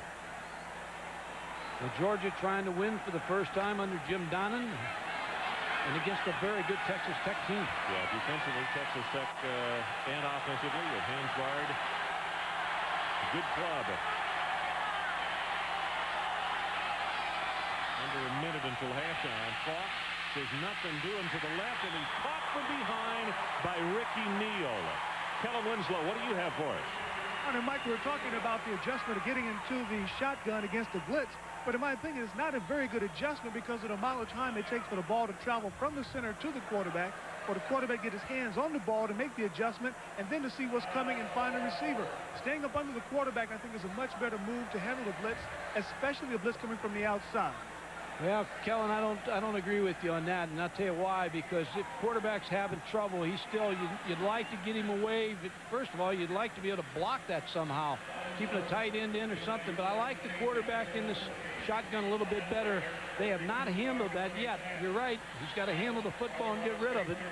But by cadence, you've got to be able to slow that guy down. You got to slow him down, but also you got to catch the ball and see the blitz at the same time, which makes it even a harder adjustment. Staying up under the center, he knows where the ball's coming from. He can just catch it, see everything that's happening, and make the adjustment. Especially when it's coming from the outside, Mike. It just creates an angle that's better for the outside rusher to see. 41 seconds left until halftime. LSU 7 and Auburn 3. And the things that have transpired in this first half, what Mike was talking about with the special teams, is the Auburn defense had stopped LSU on an attempted field goal, which was missed. The first one from 35 yards. Auburn was offside. It still left a fourth and about 2 feet. They were offsides on a second attempt, which hit the left upright. So LSU got a new set of downs. They took it in on the touchdown with Tyler on the keeper, and that is the margin that they lead right now. They just had a field goal attempt blocked.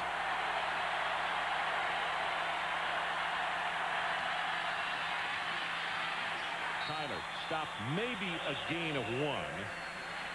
And Auburn has spent their timeouts, Ron, and not able to stop the clock. Well, coming up at halftime, the GMAC halftime report. The top stories: Florida and Tennessee, Notre Dame against Texas, and Texas Tech and Georgia. That game tonight between the hedges. LSU does not need to run a play.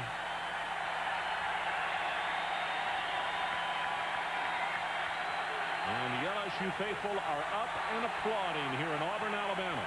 As they head to the locker room, they own a hard-fought 4-point margin. That's the end of the first half with our score. LSU 7, Auburn 3. Right now, let's join Mike Tirico for the GMAC halftime report.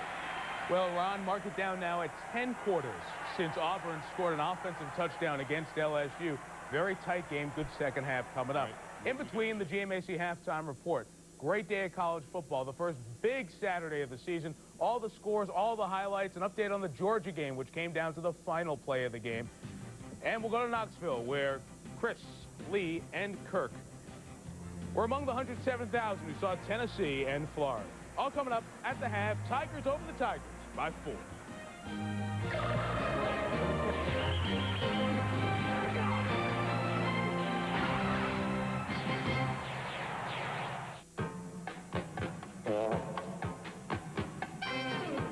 What you think? Oh no, ice. What the Bravada thinks. Increase coefficient of friction, divert torque to adjust wheel velocities. With its exclusive Smart Track system, the Bravada automatically reacts to changing road conditions. So with no buttons to push or levers to pull, you can let it do the thinking. Oh no, marbles. Australia's Great Barrier Reef. You don't need fins to swim under it. You don't need wings to fly over it. You don't need 4 legs to run through it. But you just might need to bring this. Because Reef Watch Air Tours, Wild Track Jeep Safaris, and Pro Sail Schooners will take you on the ride of your life. But they won't take American Express. Visa, it's everywhere you want to be. Is that the right size battery for my car? It doesn't seem to fit. Don't worry, we'll make it fit. We've been doing this a long time. Not going in! Just keep hitting it. I'm not comfortable with we'll make it fit. Why not? If it fits, it fits. It's perfect. Good job. Pep Boys has the right battery at the right price. 26,000 items at the guaranteed low price, tires and service too. Pep Boys, everything but gas.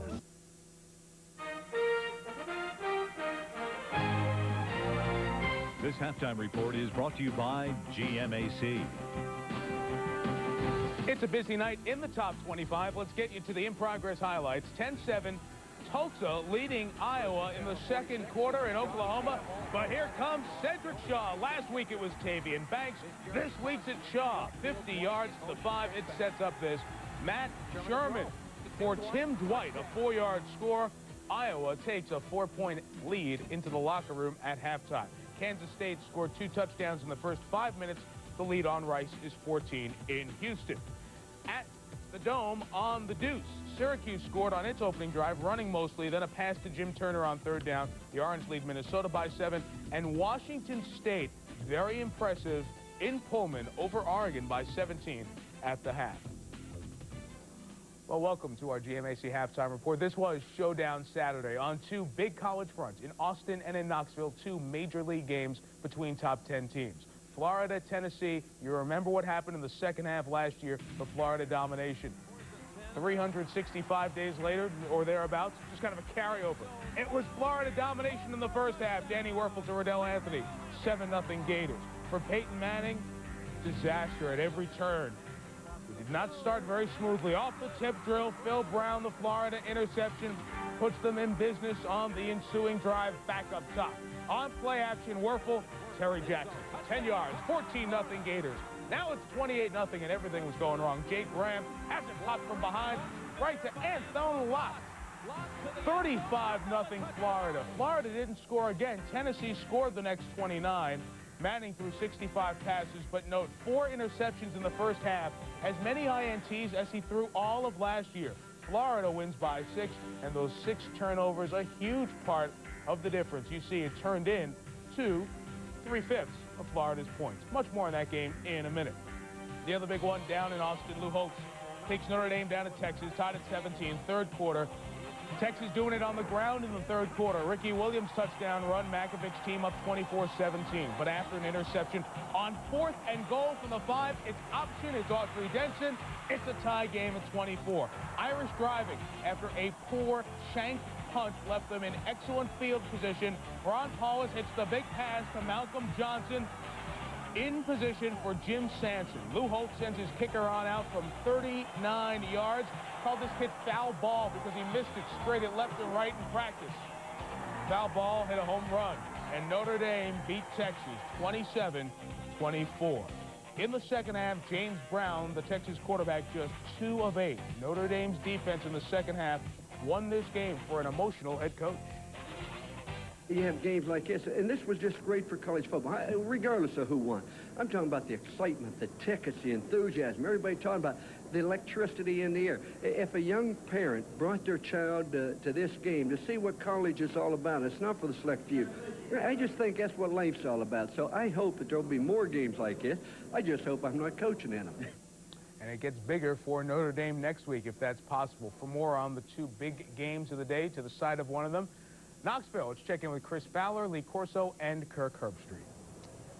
Mike, thank you. We'll talk more about that Irish Longhorn game in a second. Meanwhile, all the Tennessee fans that taunted you earlier today, Lee, they have gone home as the Gators go home with a very big victory.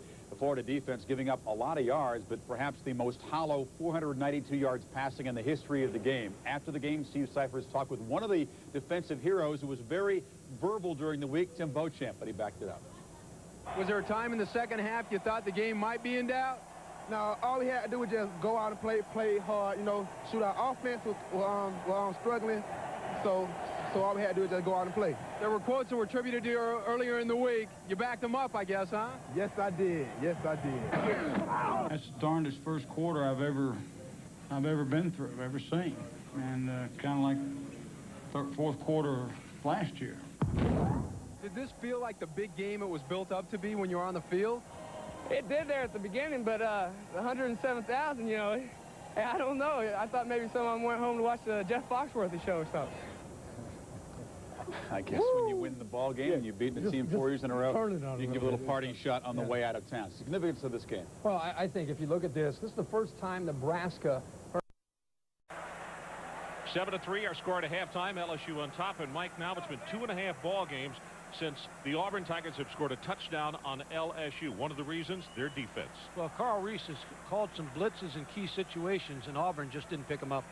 Okay, in the second half, they're lined up and set to go, so let's get it on. And this man right here is saying just that. I want to get it on with my offense, and let's get something in the end zone. As Auburn has been held out for 2.5 ball games, and the LSU defense playing very sticky again here this evening.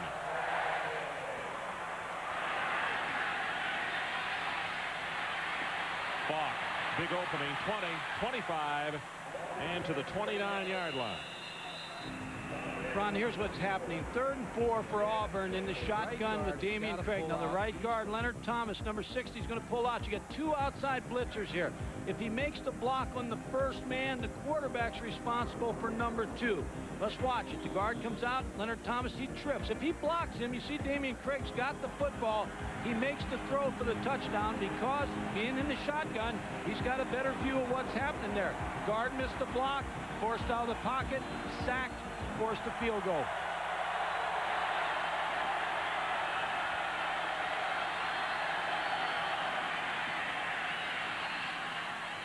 Missed block, and he had him open at the 40.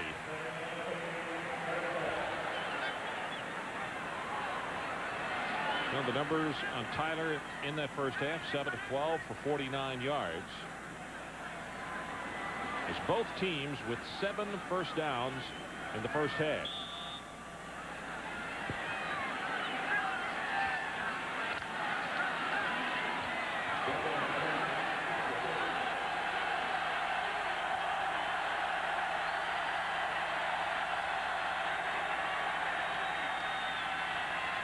Gonna throw it. Got a man wide open and popped out of bounds as Foster. Boy, he got hit by Brad Ware, the true freshman. Now look at those numbers, Mike. Very even, 111, 115. But look at 3rd down conversions. Auburn, still none. Goes back to what I said again, Ron. They're not handling the blitzes. They're not handling the secondary blitzes coming out of the secondary. Thus, you have an 0 for 5. The penalties are big. Even though you see only 3 for 17 yards, those 2 for 5 yards on the special teams were big. Well, actually, the block kick against LSU and the 2 offsides miscues for the special teams led to all 10 points that were scored in the first half. Big opening up the middle. Fumbles the football, and Auburn has recovered at the 35. Brad Ware.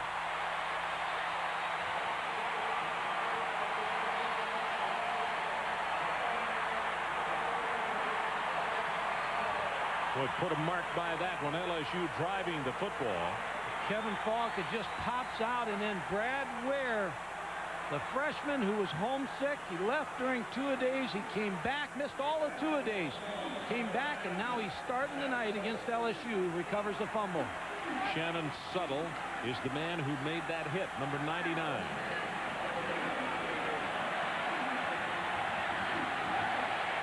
Auburn had some success with Beasley handling the football in the toss sweep. Craig to throw on first down. In and out of the hands of Baker. Well, Baker was there. Donaldson was covering. He just dropped it. The LSU defense has played very well. First half, they made the plays they had to make to keep Auburn out of the end zone. They're letting them, making them work the field, and they figure that Auburn's going to make a mistake. Another little speedster we talked about, Markeith Cooper, number 17, the freshman out of Miami, comes into the lineup. Now, they like to flare him and get the ball to him on a quick pass. See if they do it again.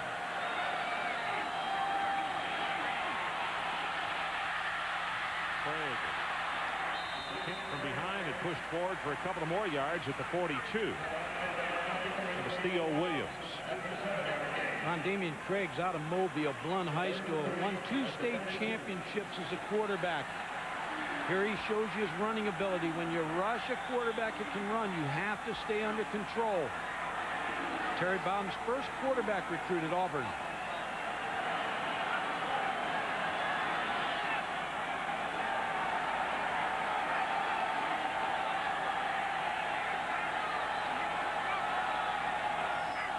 Third down, they're going to throw it. Brings it out to Cooper.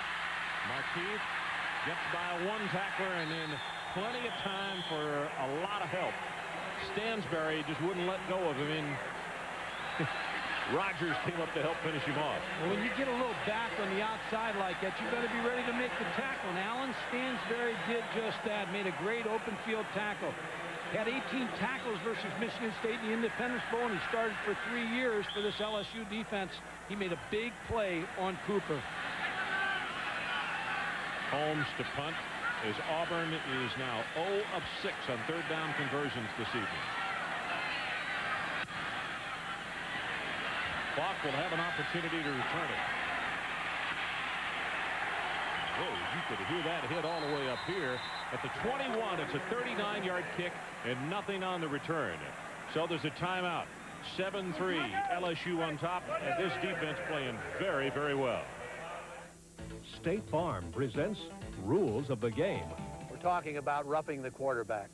In this play, the quarterback is hit clearly after he has released the ball. What is the penalty? One fall, we took out our son's favorite sweater, and it didn't fit anymore. I think life insurance is like that. You don't realize how much your life has changed until you take out your policies and sit down with your agent. That's why we have the State Farm Family Insurance Checkup. I can help you see if your coverages are up to date, or if you've outgrown them. Then you make the decision. A policy has to fit, just like a sweater. And like a good neighbor, State Farm is there. We're talking about roughing the quarterback.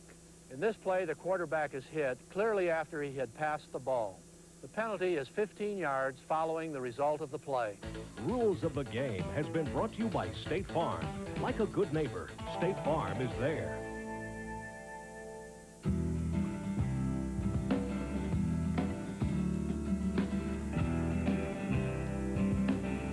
Over the past 13 years, no other import manufacturer has sold as many sport utility vehicles as American Isuzu Motors.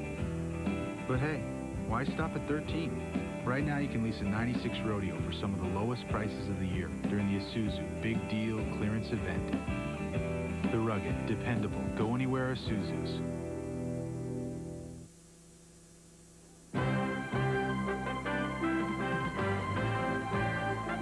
ESPN's coverage of Saturday primetime is brought to you by Isuzu, equipment for real life. Well, in 1988, LSU and Auburn hooked up at a classic down at Baton Rouge when LSU's Tommy Hodson found Eddie Fuller in the end zone to upset number 4 Auburn. The resulting eruption registers as an earthquake on the seismograph on campus. LSU won what is now known as the earthquake game. 7-6 was the final. Tonight's going to be the fire game, Mike. All of these games have a moniker from now on, right? This has been a defensive game tonight. Old-fashioned defense.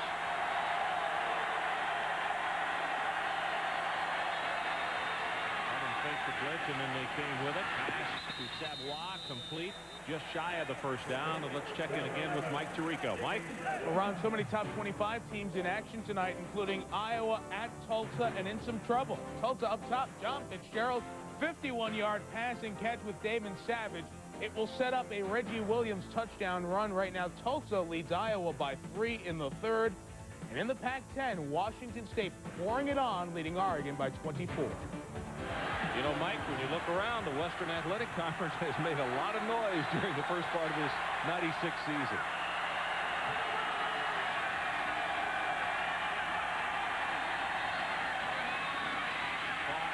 Going to be knocked down for no gain. It'll be third down.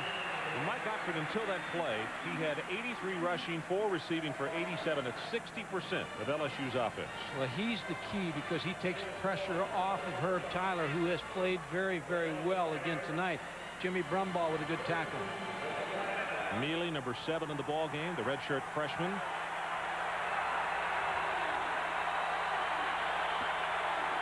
Third down. And the Auburn Tigers looking for a little emotional lift here.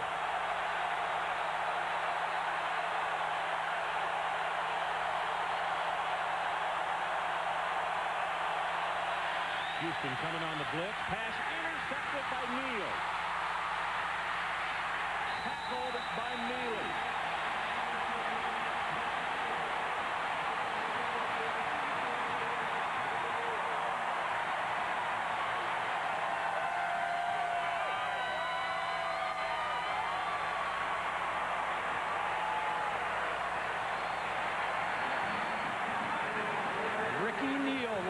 Is going to drop back, and he's going to read the eyes of Herb Tyler, number 14.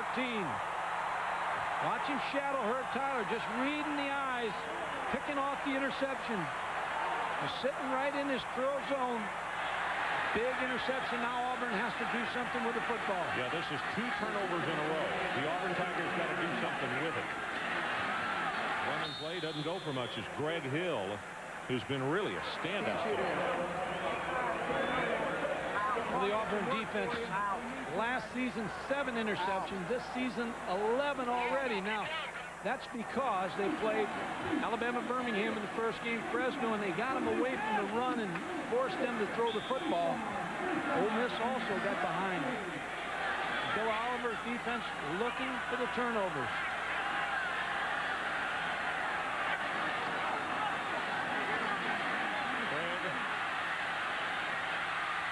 Beasley open, now goes to him again and almost got it picked off. And there is a flag deep down the middle of the field. I figure it's got to be holding where that's coming from on the defense.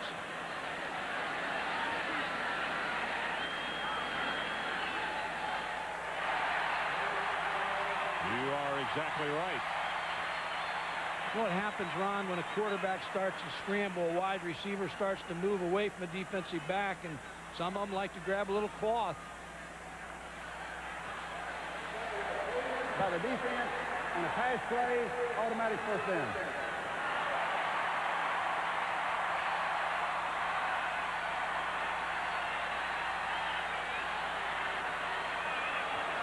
Ron, now let's keep our eye on Greg Hill, number 25. See if they bring him off the corner. They've had success bringing him off. Let's see if he comes. Right at the bottom of your screen, and there he comes. They run away from him. This is Beasley. Stiff arm, and that's McFarland who just pushes him on out of bounds.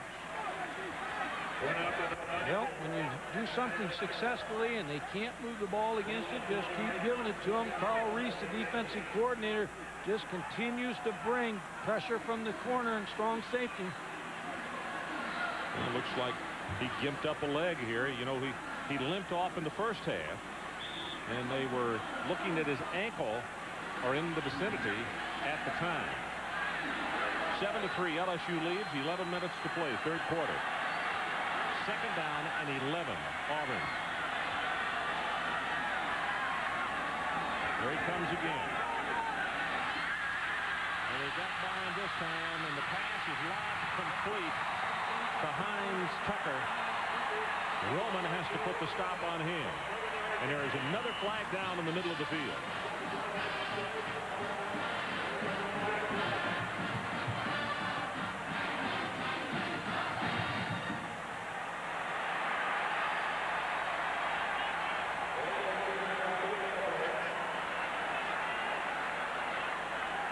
Here's Greg Hill again, lined up. He's going to come, but the athletic ability of Damon Craig, he's able to get outside of him. Now that tackle's got to be made by Greg Hill. He's done well so far tonight, but he missed the tackle. Again, good defensive call by Carl Reese.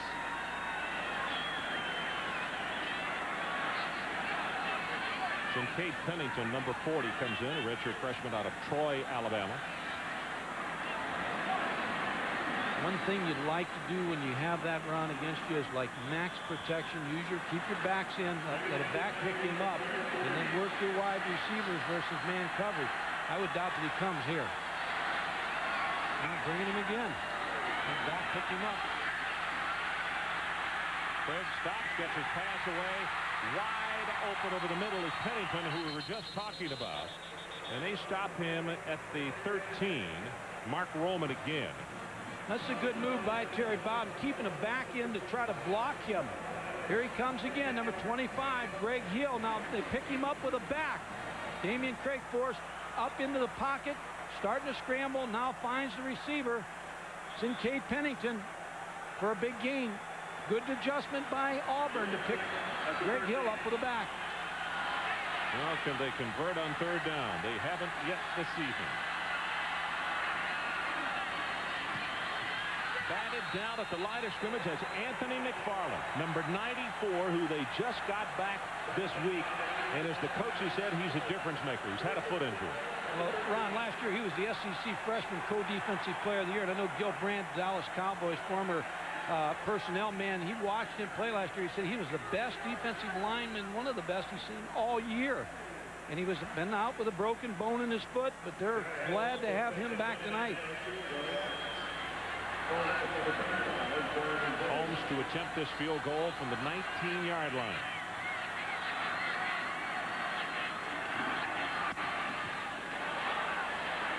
No good. Wide left.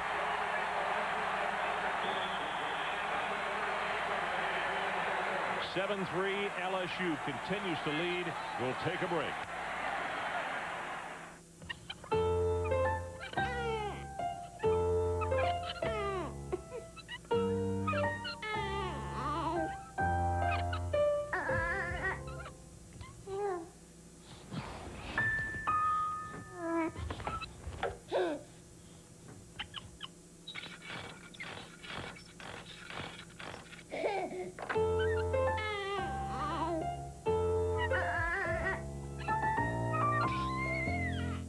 Do I like to shop?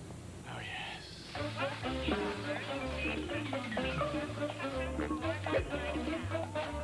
How you doing? Franks and beans? Aisle 5. Beans and franks? Aisle 7. Hi. Hi. Fat free. Nothing but carb. Check this out.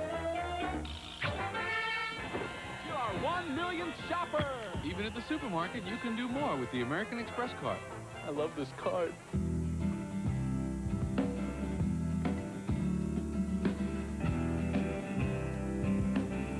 Over the past 13 years, no other import manufacturer has sold as many sport utility vehicles as American Isuzu Motors. But hey, why stop at 13? Right now you can lease a 96 Rodeo for some of the lowest prices of the year during the Isuzu Big Deal Clearance Event. The rugged, dependable, go-anywhere Isuzus. James Brown and the Longhorns are rolling into Virginia to face Tiki Barber and the Cavaliers. Texas, Virginia, next Saturday at 7:30, only on ESPN. 7-3, LSU continues to hold on to a 4-point margin. Mike, a couple of things I think are really important in this football game. When you look at this here, takeaways and the points, 17.3 tonight. 2 turnovers that the defense has gotten for the offense, and the offense has kind of laid an egg because they still have not. They not only have not scored a touchdown in 2.5 games, they have not converted a third down situation. No, they have been no continuity in their offense tonight. Tyler with the play action. That's LaFleur, the tight end. And he's close, about a half-yard shy of the first down. Martavius Houston makes the tackle on him. Now look how he towers over everybody on the field.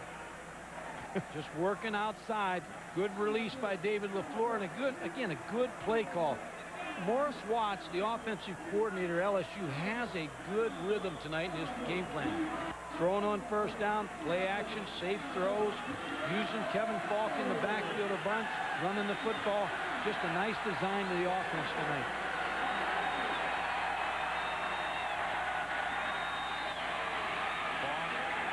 He really takes a shot from Ryan Taylor.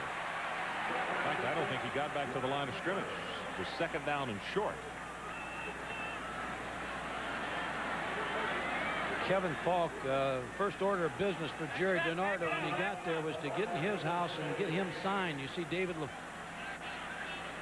LaFleur going back to the huddle, but the signing was carried throughout the state. It was so important that they get Kevin Falk. Curly Hallman, who was the head coach at the time, had pretty well cemented Kevin Falk, and then the coaching change. Jerry DiNardo finished it off and brought him to LSU, and was a good signing.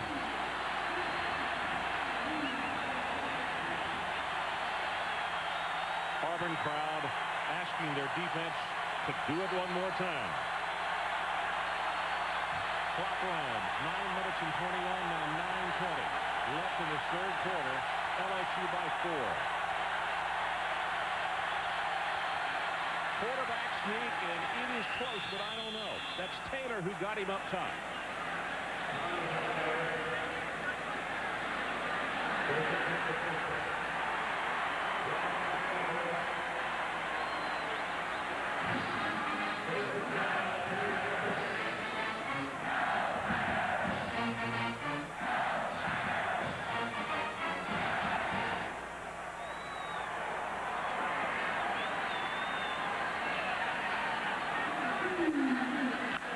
it is a first down.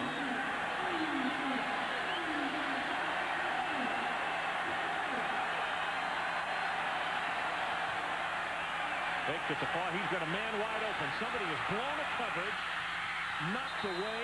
Beard was open, and Brad Ware came all the way across the field and saved a sure touchdown. Well, he was lost, Ron. He was spinning like a top, Brad Ware, the freshman, because again, a good play fake, a good call again. Herb Tyler now, you figure first down, maybe the run to Kevin Falk, and all of a sudden he pulls it up, got a one-man route. Chris Beard on a post. He's the only receiver out. You see Brad Ware spinning around, gets out there, got his hand out, deflected the ball away from Chris Beard. Well, actually, I said somebody blew a coverage. I guess maybe they didn't, but boy, he looked like the first guy out to practice. Well, it was a one-man route all the way. It was a good design play, good fake, and a one-man route to try to hit the home run. And Tana wants a timeout. LSU calls its first timeout. Show will take it with him. LSU continues to lead by 4. We'll be right back.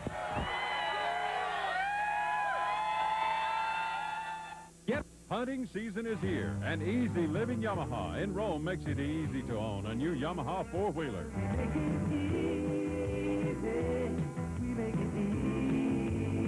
Buy any new Kodiak or Big Bear and get a Warren winch for only $69.95. Zero down financing available.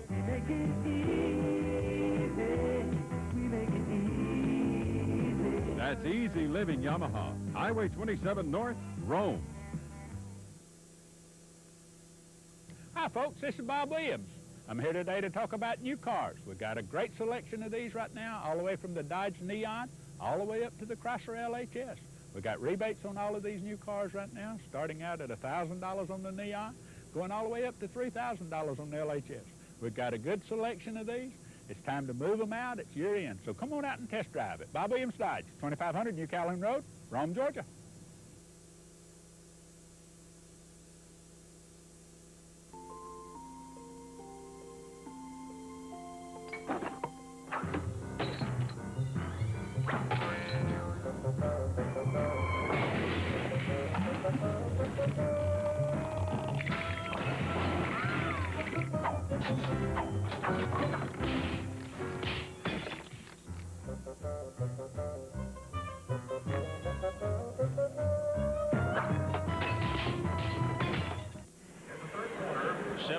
LSU leads as Terry Bowden paces. Don't forget, coming up later in the game, we'll be selecting the VSiP players of the game. Damian Craig looking for an answer. Right now it is a second down and 10 as this Auburn defense tries to get the football back for the offense.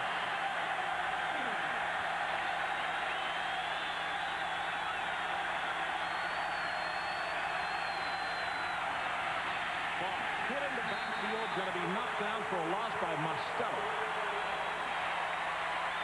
Mike Tirico, let's check back with you. Ron, this McDonald's breakaway takes us to West Lafayette, West Virginia, and Purdue. A 3-0 game, and so another one of those good young backs. Almost Saraway doesn't have 100 yards, but he has this big run helping West Virginia to a 10-0 lead over Purdue. Well, famous Amos continues to become more famous with every Saturday. Loss of 3, third down, line to make is the 40.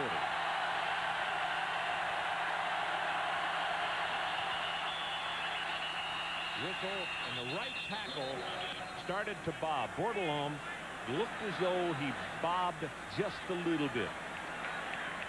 Yep, that's what they're going to call.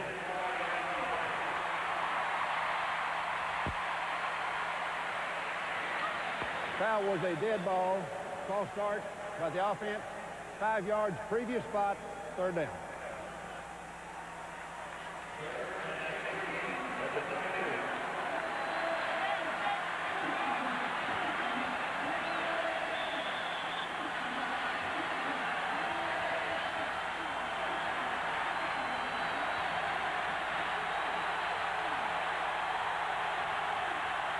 Third down.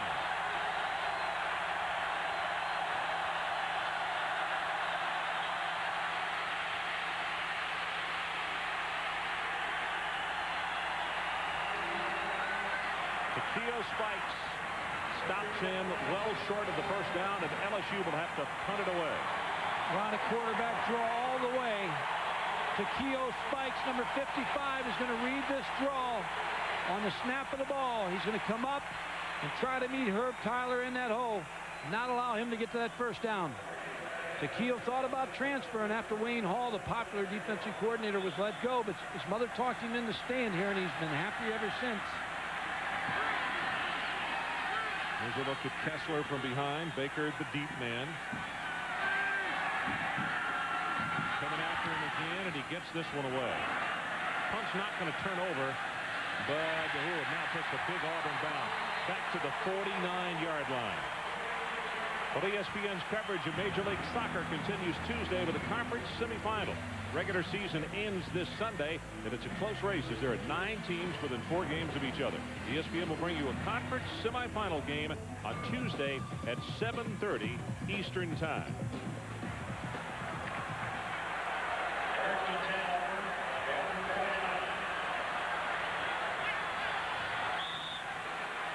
Well, we got some scouting help here in the booth. His father is looking over son's shoulder here. Bobby Bowden has joined us in the booth as you see Eric Hines Tucker with the carry-off tackle. I couldn't help much tonight, Ron. This is defense. They want offense. I can't help them. How hard is this on Dad to have to stand up and watch this? I'm sure you come up with ideas about play calling and everything, but you're a long way away. There's no doubt about it. When you sit up here, you can see it just like a checkerboard.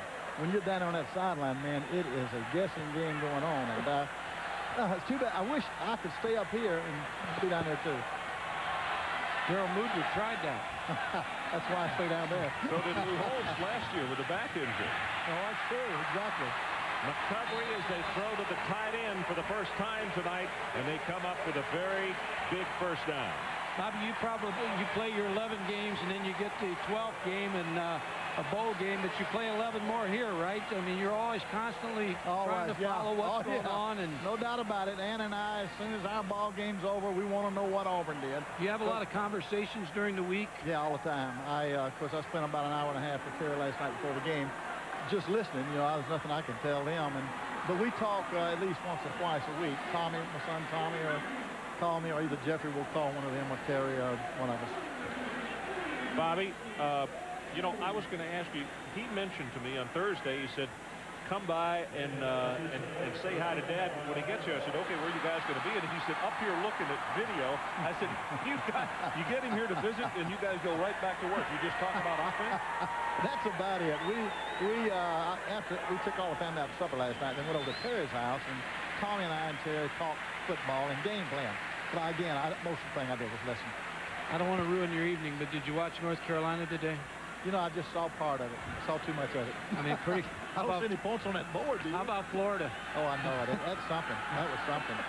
How worked up do you get? You get a little nervous stomach watching? Not as much. No, I don't get as worked up. If it's not my ball club, I just don't get as much worked up. My wife does all that more. It's kind of like grandbabies. Spoil them and get out of town. Eric Hines. Great run. Yep, he's going to take it inside the 35. Greg Hill will grab him. That was Rayon Hill, who was injured and got up and went off the field under his own power. You've got some toughies coming up. I mean, first of all, we had North Carolina against Syracuse, and then watching them today, and they pitched a shutout.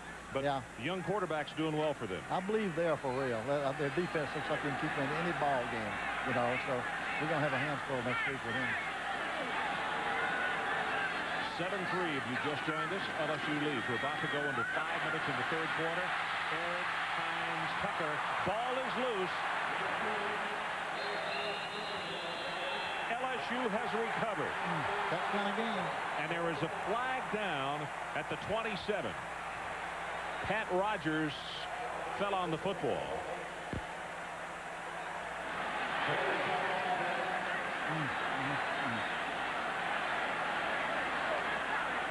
It's going to be a holding call against Auburn, Bobby. And as you've seen this ball game develop tonight, kicking game problems. Offside those 2 times that allowed the offense to continue going, and then haven't been able to take advantage offensively. This is one of those nights when you're coaching that drives you crazy. Everything you do, it seems like it's null by something. You know, you make a good run right there, fumble. You make a good run, fumble, but there's a penalty. Yeah, but it's on you. You know, and you kick, they block. It's very frustrating. Without those 2 penalties early in the game, you got a 3-3 football game. If you like defensive football, this is a super football game. Bobby, but who likes defensive football games? you haven't had too many of these situations, but, I mean, for Terry and for this Auburn football team, it's got to be getting frustrating. We're about to go into 11 quarters that they haven't scored a touchdown on this LSU defense. That's amazing. You know, it seems like some teams have your number. You could look at us in Miami. We have a tough time with Miami every year. And it seems like LSU's got their number defensively, done it. You and Mike Gottfried were talking just before you came on here during the break about what defenses are doing to you and how they're stacking at the line of scrimmage and everything. He brought up a point last night.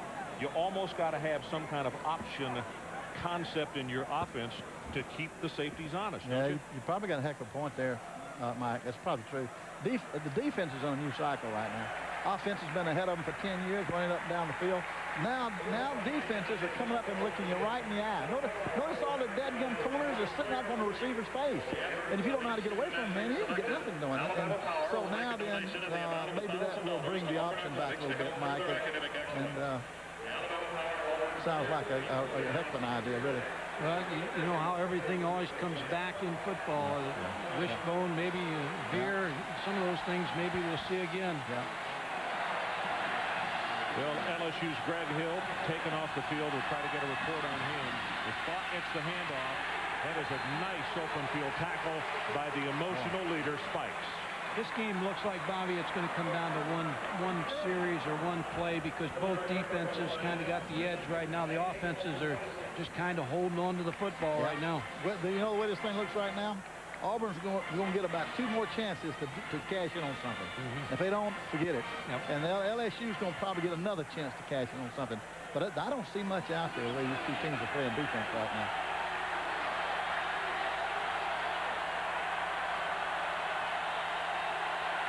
Second and long. Going to go on top. Nicely played with the defensive back, and he took it away from him. Chris Beard went up over the top of it. We were just talking about hanging one up on the outside. Herb Tyler just put some air under that one, and Chris Beard adjusted to the ball, and Antoine Nolan didn't. And you've had some receivers over the years have made those kind of catches every Saturday. Nolan thought the ball was going to be over his head and into his arms, and the kid made a great jump and got it. He who gets the highest gets it, doesn't he? Here's Herb Tyler pumping under pressure. Was able to get rid of that football. Oh, look at that takeaway. Mark Smith was the one who was putting pressure on Tyler. Got to reverse it out. Gets his pass. That's LaFleur, the tight end. It is 1st and 10 LSU at the 24-yard line. We'll let you go. I know you got family here, and people have been trying to take you away from Ann the whole time that you have been here. Well, she's been beating me to death, baby. I better go back down to see if anybody's alive. Hey, thank you so much. It's good to see all of you, man. Good seeing you. Ron, good luck next week in a very big ball game against North Carolina. Yeah, I hope we can put it together, boss. But we'll see you later. See y'all later. Okay. Bobby Bob in town since they played on ESPN on Thursday evening. Had the night off here watching his son's team. LaFleur again. And the tight end will hurdle inside the 10. The ball came loose. But there has been no signal of change of possession. It is 1st and goal, LSU. And I can't say enough about Morris Watts, the offensive coordinator's design tonight, because the misdirection, getting the ball to David LaFleur. He's slowing down that quick defense. Now all of a sudden David LaFleur sneaks out in the flat. Herb Tyler right on the money to the big tight end, and Jason Bray with a tackle, but LSU is on the move. And Auburn now, he's got to think holding them to a field goal. Well, Tyler really keeping his poise. Foster in motion. Hit in the backfield, and that's Ricky Neal, who already has an interception in the ball game. And how big is that play? Like the way their defense is playing, you got to hold them to at least a field goal. You certainly can't let them get a touch. I don't think there's any doubt, Ron. The way the offense for Auburn has been stumbling around and not able to take advantage of anything on LSU. LSU's just played a great defensive football game. Terry Bowden knows that he can't afford a touchdown right here. And on the other side of the field, Jerry DiNardo knows there's nothing certain as far as his field goal. No, that's right. And he's thinking touchdown right now. Into the boundary. Tyler behind those blockers. The Keel spikes will finally bump him out of bounds, and it's around the 7.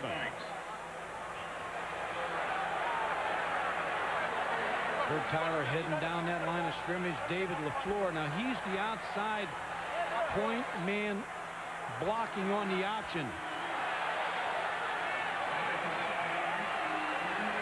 LaFleur on the backside on this play. Just working a cutoff. 3rd down.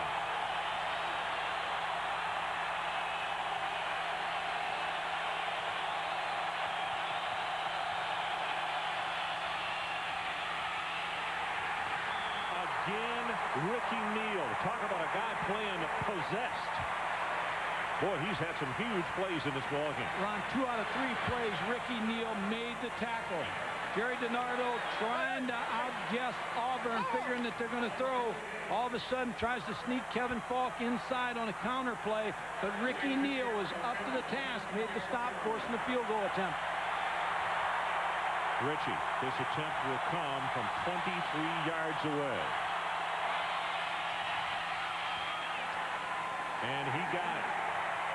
So with 2 minutes left in the 3rd quarter, our new score, LSU now up by a touchdown, 10-3. But Ron, I'll tell you, Jared DiNardo's happy about that because that puts him a touchdown and an extra point away. But I'll tell you, Terry Bowden's breathing easier here on this sideline because with a touchdown to point, he ties it. So he's only 1 score away from getting back in this ball game, even though he has not been able to convert on 3rd down. I mean, he's had problems on 3rd down all evening. You're not hinting you think we might go to overtime, are you? Well, I think that's a distinct possibility. We have to raise that, but they have to find a way to get in the end zone against this tough LSU defense. Which they have not done. We're about to go to 11 quarters that the Auburn Tigers haven't scored a touch against LSU. Their biggest play may be this kickoff return. They need something to generate some type of field position or some type of big play, and no one's better than the touchdown maker, Robert Baker. And, you know, Eric Hines Tucker showed some good explosion on that last drive. He's got some wiggle in his run as well. They need a big return right here. There's Baker, number 21, and 30. Eric Hines Tucker is just over to his left.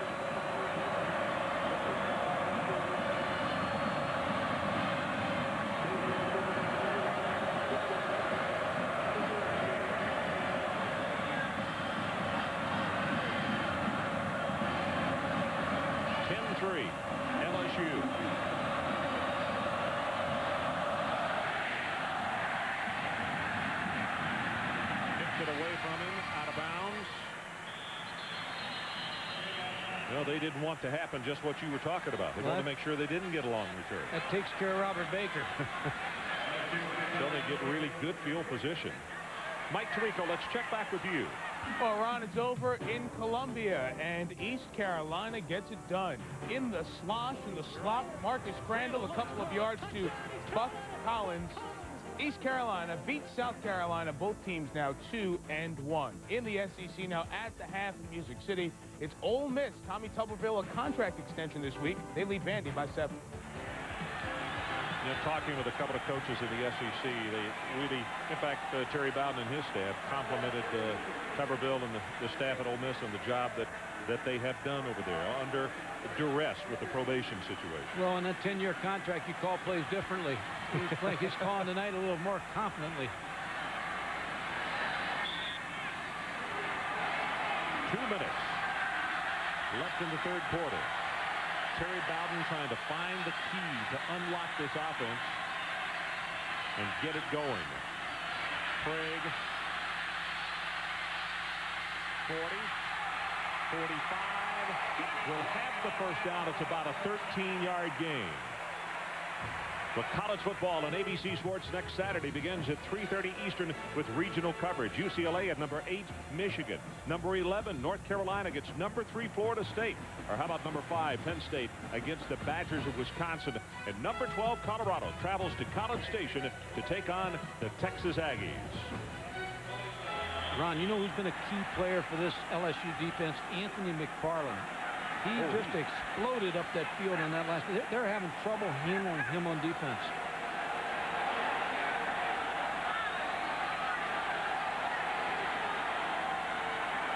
Colt may have been shaken up a little bit after that tackle. Draw play, nothing. In fact, they're going to lose a couple of yards. And Greg Hill. Well, how many times have we called his name tonight as well? Brought him again, Ron. Strong safety all evening. He's been in on big plays for this LSU defense. They're sending John Cooley out on the field, and our suspicion was correct. Craig was shaken up. John is a senior out of Sarasota. And Terry explained to him, I had to get you out of the game for a second. Let us check you over, and when you're ready to go, we'll get you back out there.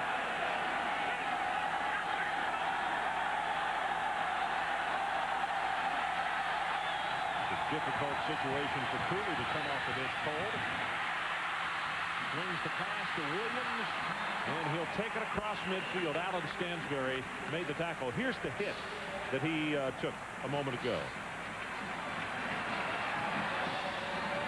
That's Rogers, 82.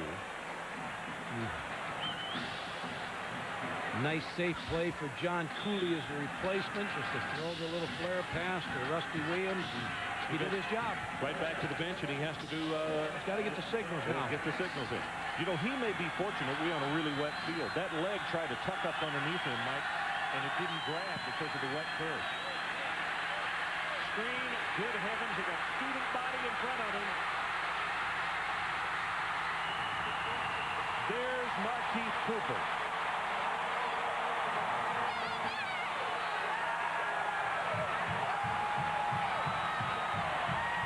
The end of the third quarter, and we got a ball game. 10-3 LSU.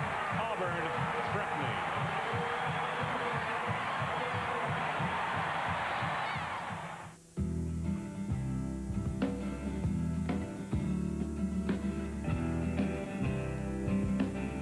Over the past 13 years, no other import manufacturer has sold as many sport utility vehicles as American Isuzu Motors. But hey, why stop at 13? Right now you can lease a 96 Rodeo for some of the lowest prices of the year during the Isuzu Big Deal Clearance Event. The rugged, dependable, go-anywhere Isuzus.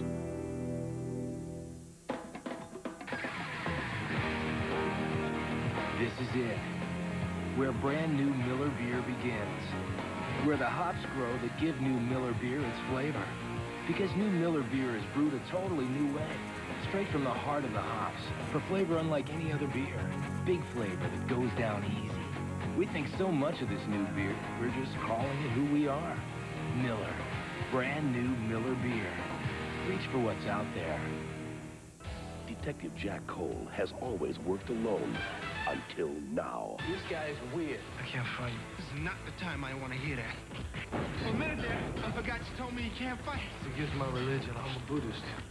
Once I should cry because, like, it cleanses us. So if I need a cleansing, I have a bran muffin. Steven Seagal, Keenan Ivory Wayans. He's a little country. I'm a little bit rock and roll. The Glimmer Man, rated R. Starts Friday, October 4th at a theater near you.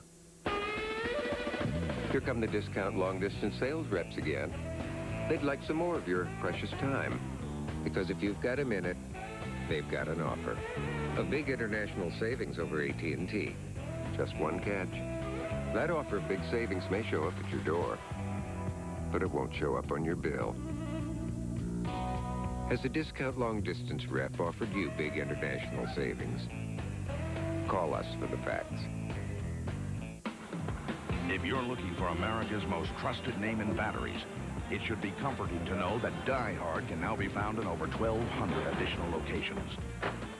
Western Auto and Parts America. Serious parts, serious savings.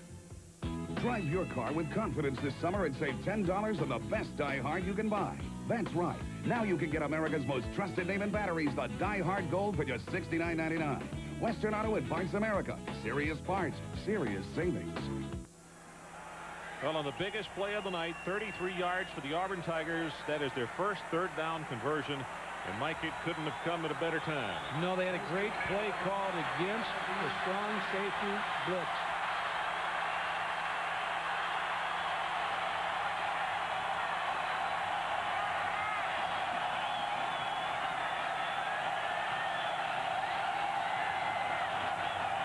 From the 16.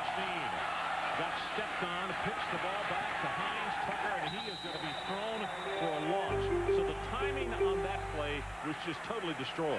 Ron, we talked about it all night. The strong safety coming. Greg Hill, you're going to see him lined up again right here, and he's going to come. But what happens here now is you got the screen pass to Cooper. A real good call on this play. Now, Damian Craig just drifts.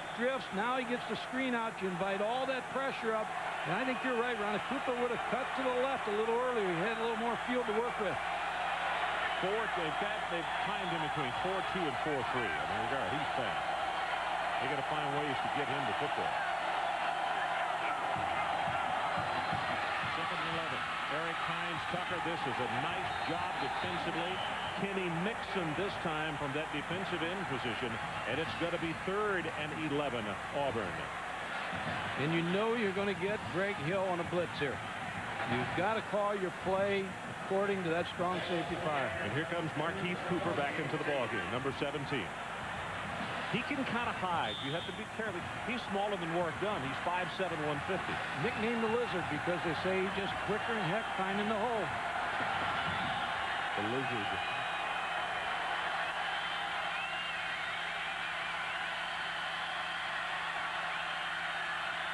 Tigers show blitz in the middle. Here they come. Pass to the end zone in the fade route, and he didn't get it.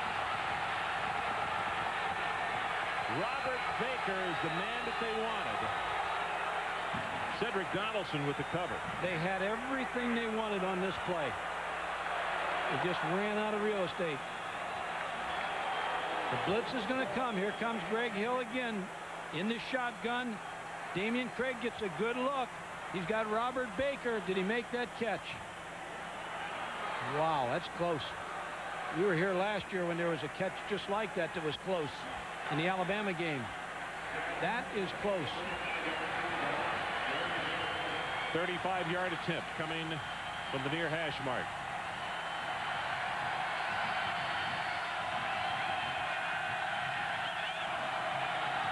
Jared Holmes, and he has hooked it left.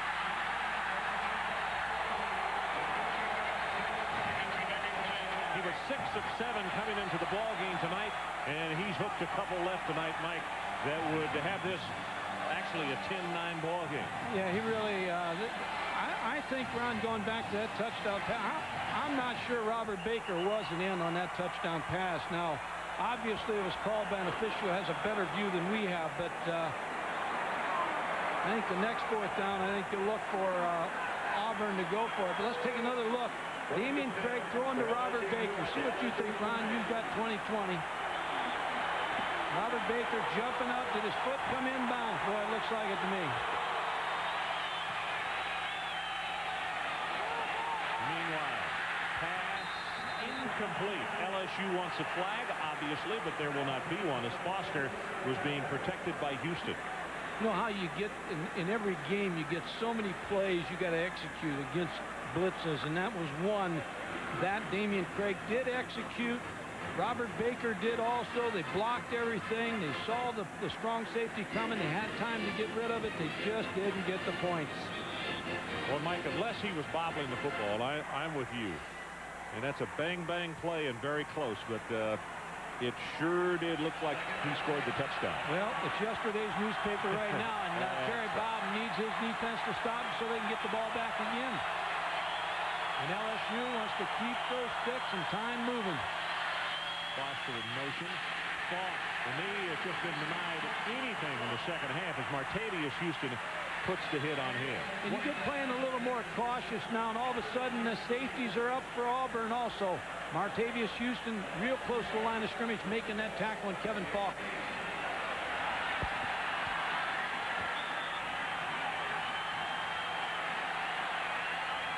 third down. If they want to keep the football, they need to take it out to the 30.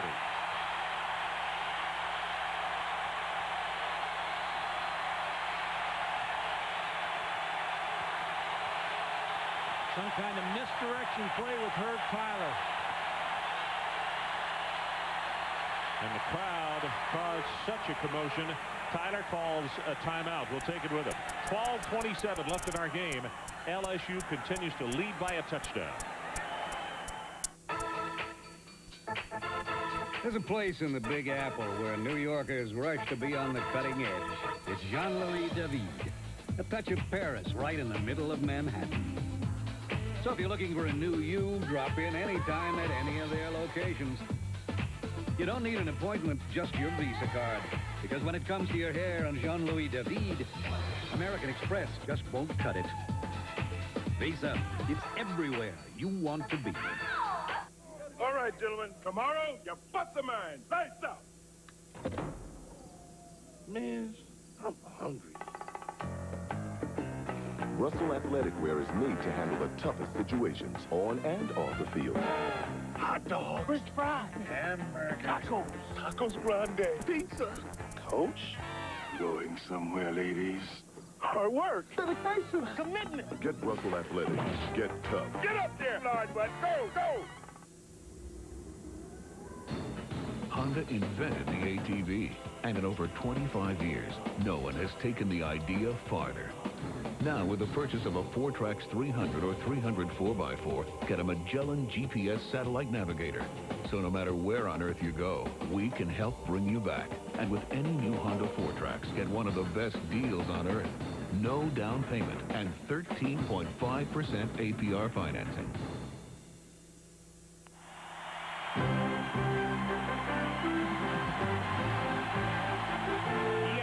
Coverage of Saturday Primetime is brought to you by Honda ATVS. Get a GPS satellite navigator with the purchase of select 4Trax models. Oh, we're back live, and this crowd trying to aid their defense. It's third down and 12. The Tigers from Baton Rouge up by a touchdown.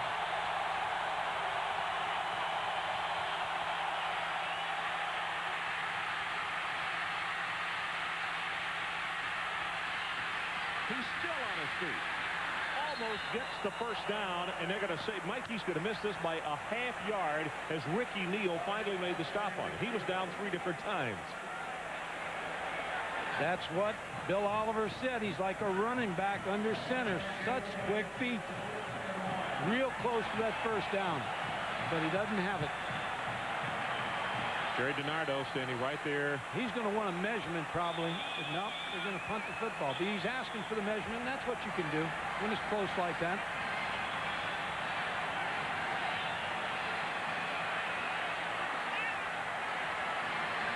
You know, Auburn has gotten one of these tonight. You come after it here, or do you try to set up return? I think you go after it, but you stay on sides first. But I do think you go after this punt. Chad Kessler knows that they're 11:50.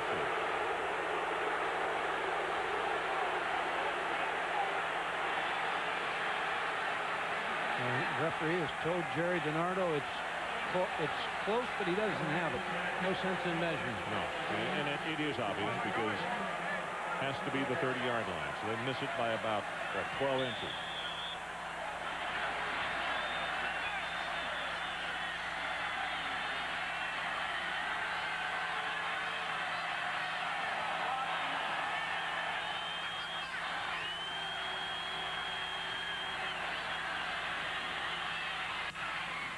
This is his best kick of the night. Wobbly spiral.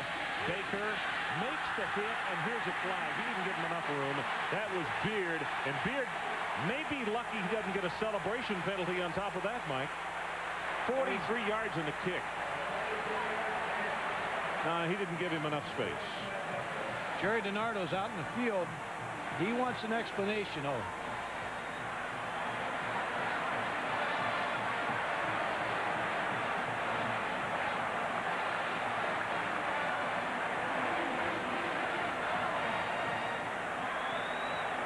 Well, this year the penalty or the rule has come in that you have to count 1,001 before you hit the center before they snap. That's for safety. And another reason for the 2-yard protection zone is for safety as well. And there's a good example of why. You could break somebody's neck on a play like that. So that's the reason they were flagged.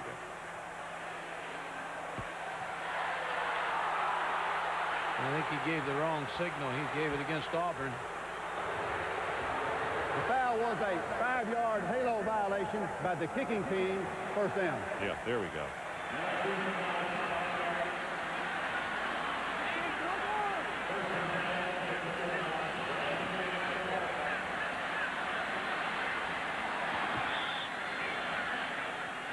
So Auburn with a no huddle right back on the field, and John Cooley operates at quarterback, replacing Craig.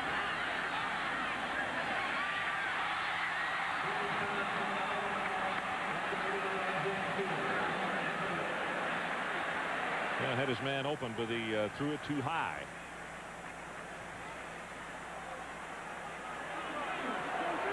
Hicks pours the man he was attempting the pass to.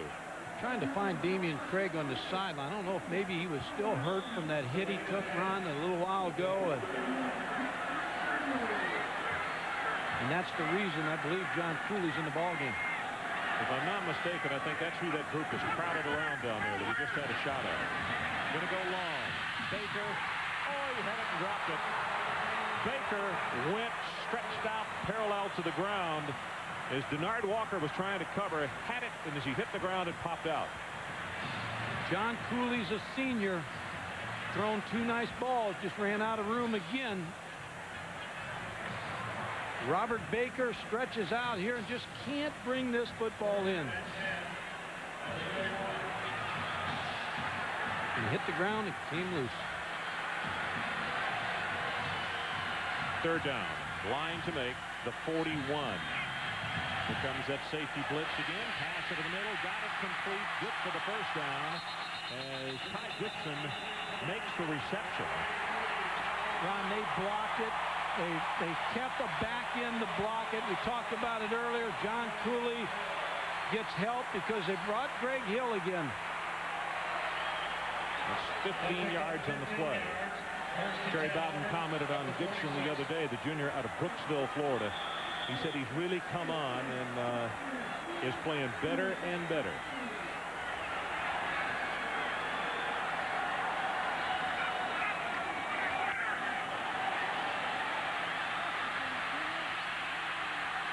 Gotta be caught. That's Mixon.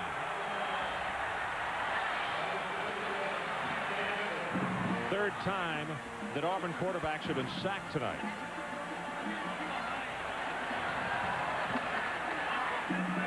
Say it's a loss of 6.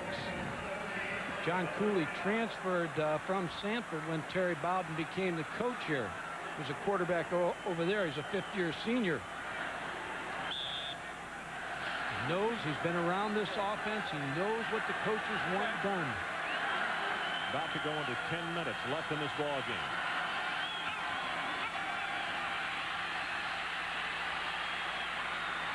Gets it complete. Hicks poor just across midfield, and Roman came over and hit him. What you want your second-team quarterback to do, Ron, go in and get something ignited and get your offense believing in you, and all of a sudden he's got a little bit of a hot hand right here. You know, Mike, the other thing about using that quarterback, the guy who signals in the plays and everything, he's in the ballgame. His head's right there. You're right, man. He's thinking all the time, and he's thinking with the play calls of the coach. From the outside, here they come again. Pass is caught. That's Baker. That'll be good for the Auburn first down at the 41. And it was Denard Walker that they had brought off the corner this time. Short side of the field, you can bring the corner. Victor Riley, number 68, was a guard. He came out to pick up Denard Walker. Here's the corner coming right out from the side. Denard Walker, and you're going to see Victor Riley come out and bump him just a little bit. Saved a pass and able to get it to Robert Baker. So Victor Riley really helped that play with a little bump from Denard Walker. John Cooley from Sarasota, Florida, 6'2", 228. Got it complete. Sliding catch by Poor again.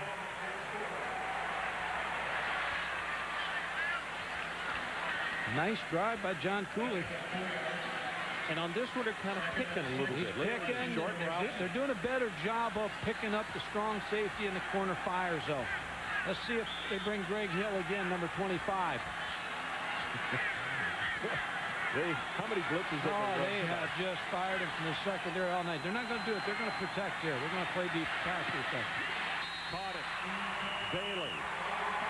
Inside the 30. That's another Auburn first down. You know the difference, Ron, is John Cooley sitting in the pocket right now, taking the shotgun snap. He's got a good view of the football field right now. He's not flustering. He's not moving around. He's looking for the open receiver. And he's getting some help, though. The backs are blocking. The guards are trying to come out and help him with the blitzes from the outside. He's at 5 in a row. Got a man at the 5. Touchdown, Auburn. Ty Goodson.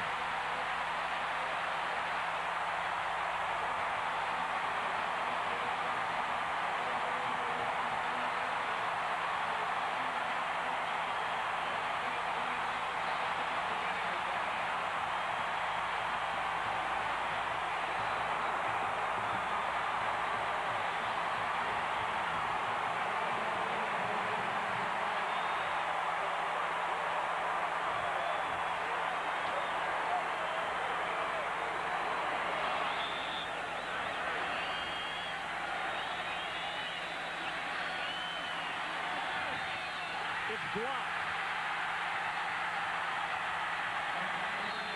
Well, I'll tell you, anything that can go wrong on special teams has tonight, and we are not tied. LSU leads by 1 point. Let's catch our breath. Timeout on the field. 10-9 LSU. That was some kick. Absolutely. Good kick, man. My man Chuck with the twisted ankle kicked the 25-yarder. We've been talking about this for years. Did we ever tell you ladies about the kick? It was pouring rain. This guy Chuck with the broken leg kicked the game winner from 45 yards. Did I ever tell you kids about the kick? It was a freak November blizzard. And then your dad, in a full body cast, hit that miracle kick from 60 yards. Things just seem to get better around the Pizza Hut pizza. You'll love the stuff we're making. Oh, bathroom. Oh, bathroom, bathroom, bathroom. Oh, yes.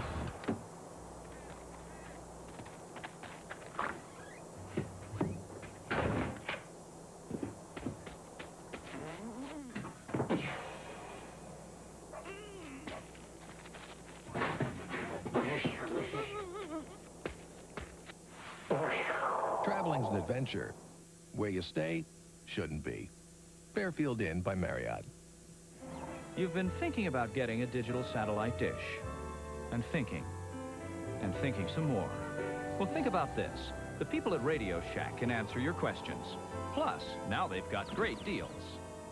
Like a Prime Star satellite system for only about $1 a day plus installation. 95 channels of Prime sports and movies with terrific picture and sound quality.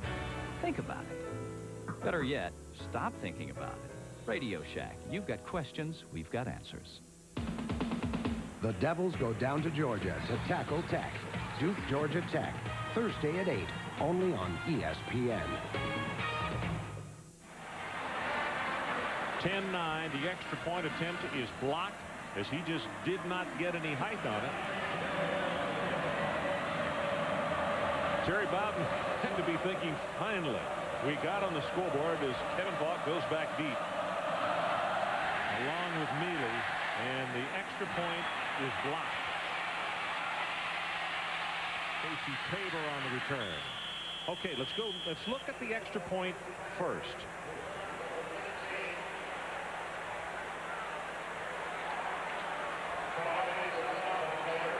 And low kick. Kenny Mixon, I believe, is the one who got it. Now, here's the key play of the ball game, and we've gone back and looked at it again. This is a touchdown. He's got possession. His foot is in. And that's the one they didn't get. Kellen, in fact, is down. See, he's got possession. There's the foot. The toe goes down first. That should have been a touchdown. Kellen is down there. We're going to go down after this play, and he can show you the foot mark in the end zone.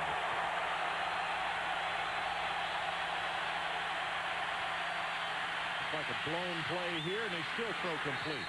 Savoie And let's go down. Kellen Winslow, what do you see down there in the corner of that end zone? Well, Ron, we've got a foot mark untampered with, by the way. No OJKs here. Right here in the end zone, you can see the foot mark. He was clearly in. But, again, a judgment call by the official. Everything happening so fast. We have the benefit of instant replay. Well, you're right. It's a bang-bang play, but it also was a touchdown. Now, Bill Oliver's got to call his defense. They've got to make a stop here. LSU, Jerry DiNardo, and Morris Watts, they want to control this clock.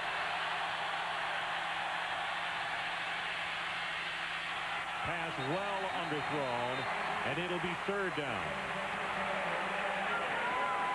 Neely is the guy that he wanted. Ron, how about John Cooler?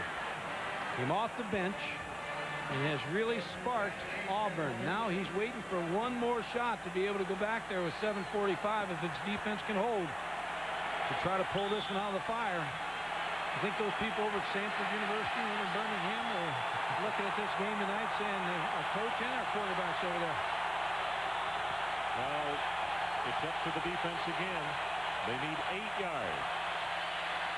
Everybody's coming. Pass is knocked away. Gray was there, and I'll tell you, Spikes almost took Tyler's head off. Boy, did he hit him. And Brad Ware, the freshman safety, was on a blitz also.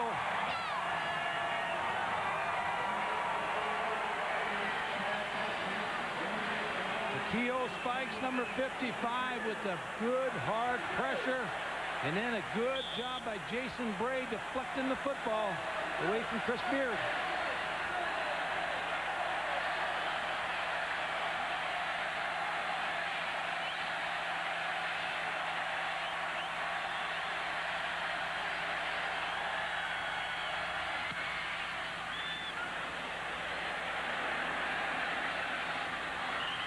Fair catch called for and made at the 16 by Robert Baker. So as we go to break, this group and this man, the defense of Auburn, have really done the job. Cream has been the place to go for band instruments for 40 years. We commit ourselves to quality, ensuring that you get only top-of-the-line band instruments when you buy or rent from us. You get names like Yamaha, King, LeBlanc, Canadian Brass, and Selmer, all names that stand for quality in the music business. Our band instrument staff are all trained and certified as band instrument specialists to make sure they can answer any question you may have. We're proud to be the Yamaha Music and Education dealer in Georgia. The Music Room, East 2nd Avenue in Rome, serving music education in Northwest Georgia since 1956. Already know about Owen's famous barbecue, but did you know they serve breakfast too? You get a good breakfast at a good price. If you need it fast, just head for the drive-thru. This is my planet. This is my favorite barbecue place. This is my seat, and this is my special biscuit. We call it the Hat. And this is Grandma Pat. She makes my special biscuit. You come here, and she'll make one for you, too. Owen's Barbecue, Martha Berry Highway, in Armurchie. Did you get that stain out? Yeah, a little club soda came right out. No problem. Mustard is tough to get out. There it is. It looks good. Yeah. Did a great job with that. That's great. That's great. Good? Yeah. All right. Thanks, Dan. Oh, you're welcome, Dan. Hey, oh, by the way, you know where Keith's sitting? He's right over in the corner. All right, I got his stuff here, too.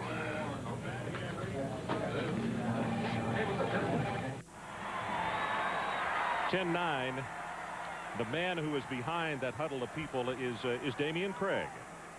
And they continue to work on his leg on the sideline.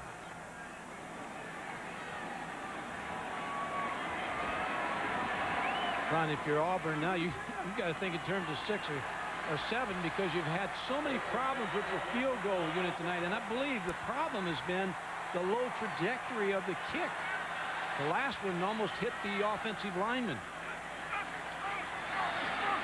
Cooley deep over the middle, intercepted, threw it too high, and that's Rayon Hill at the 10, at the 5, in for the touchdown. 21 by Rayon Hill in return for the LSU touchdown. LSU 16 over 9 with 7:18 remaining. 39 yards on the return. Rayon Hill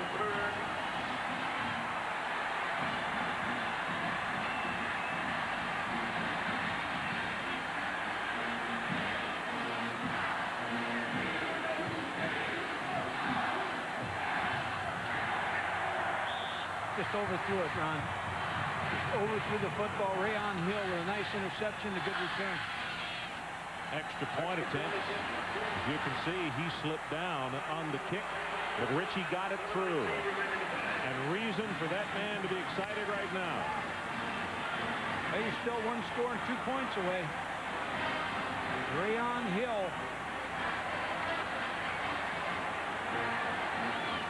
being congratulated. He's sitting back here in center field.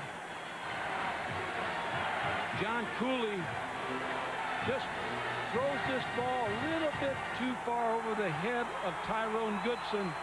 And then the speed of Rayon Hill to get down the sideline and get the score. But what Terry Bowden's going to talk to John Cooley about is, hey, we're still one touchdown and 1 2-point conversion from being back in this ball game. Even though we played poorly, LSU has played very well on defense. They're still alive. Be a big win for LSU, Ron, on the road, especially trying to win the West. 1-3-1 last year on the road. Lost to Kentucky, tied South Carolina. This would be a big win in the next step for Jerry DiNardo. Richie will kick it off, and he's kicking to both Baker and Eric Hines Tucker. And Baker, 4 yards deep, goes down on the knee. So in the SEC West, this is what we look at. Alabama 2-0, Auburn 1-0, trying to go to 2-0, and LSU trying to go to 1-0 and send the Auburn Tigers to a 1-1 situation. And Ron, when you look, LSU has to go to Florida, but they get Alabama at home, so they've got a pretty good schedule also. If they can come off this road game with a win, now they're sitting in pretty good shape. They're probably sitting better than any other team because they got Alabama coming to town. In fact, we have that ball game. This man right here trying to convince the people down in Baton Rouge that the magic is back. Well, that's what they're trying to find out. But they got 7:19 left on the clock to protect before they head back home with this victory tonight. Cooley's pass is caught. That's going to be a gain of 3, maybe 4 yards. As Karsten Bailey on the receiving end. The battle for the World Driving Championship up for grabs as the Formula One circuit roars into Estoril, Portugal for the Grand Prix of Portugal. With 2 races left, Britain's Damon Hill leads in the standings, and he's going for his first ever driving championship. But Canadian Jacques Villeneuve is close behind. Damon Hill won the pole position earlier today, so be sure and see Formula One battle tomorrow, 8:30 a.m. Eastern on the Deuce. Cooley sets up the screen. Hit, ball is loose. Cooper, no completion. No fumble. Here's a player of the game for LSU on defense. You're looking at him right there, Greg Hill. He has had the game of all games tonight for LSU's defense. He has responded for Carl Reese, the defensive coordinator. He's been everywhere. Came up, read the screen right away, knocked it off Marquis Cooper, couldn't hold on. Greg Hill has had an excellent night for LSU. And Leonard Thompson trying to block him, and he still went up and over him.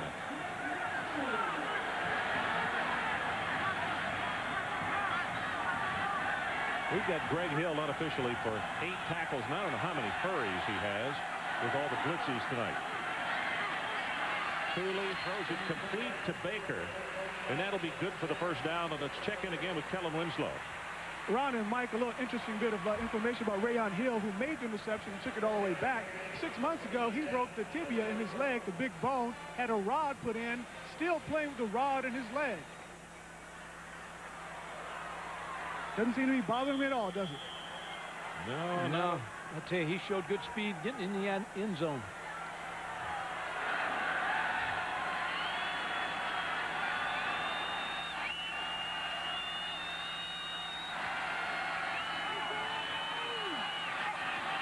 Billy's going to run. Here's a flag from deep downfield as he crosses the 40.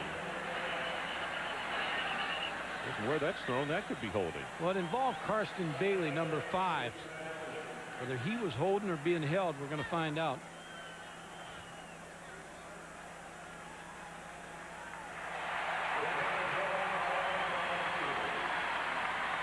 Mike Tirico, let's check with you again. Well, Ron, Iowa, ranked team on the road against an unranked team in some major trouble. Rich Young and the Tulsa defense has made it very tough on Matt Sherman and company. That was a 4th down. Tulsa's facing 3rd and 1. If they make it, Iowa's out of timeout. Tulsa will close that game out. Washington State, high-scoring affair. Looks like Oregon will lose this one.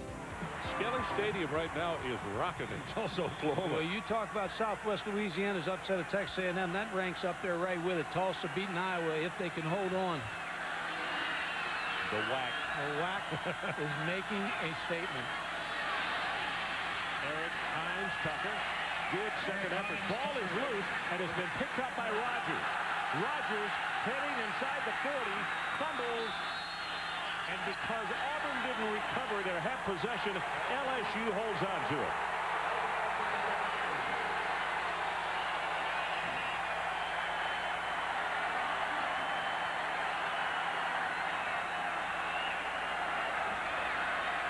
Too many mistakes tonight for Auburn. Just too many mistakes against a good football team like LSU. But LSU has created a lot of those mistakes. My hat goes off to Carl Reese and Morris Watts, both coordinators for Jerry DiNardo.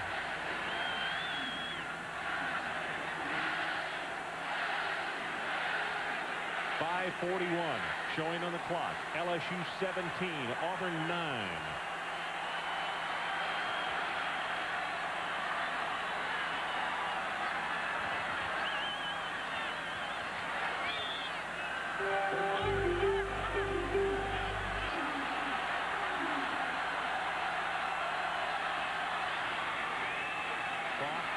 To turn the corner. Flag comes down. The clock for the most part has been stymied here in the second half. Even being stymied, he's impressive. Yeah, he really is.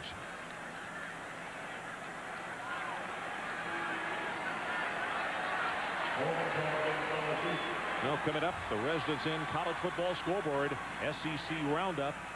Notre Dame in Texas, and also the Heisman Watch. All of that and more on the Residents Inn College Football Scoreboard immediately following our game. And we have 5:33 left.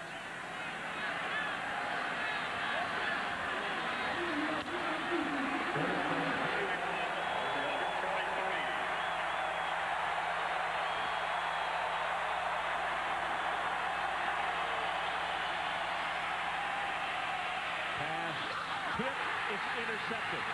That's Jason Bray.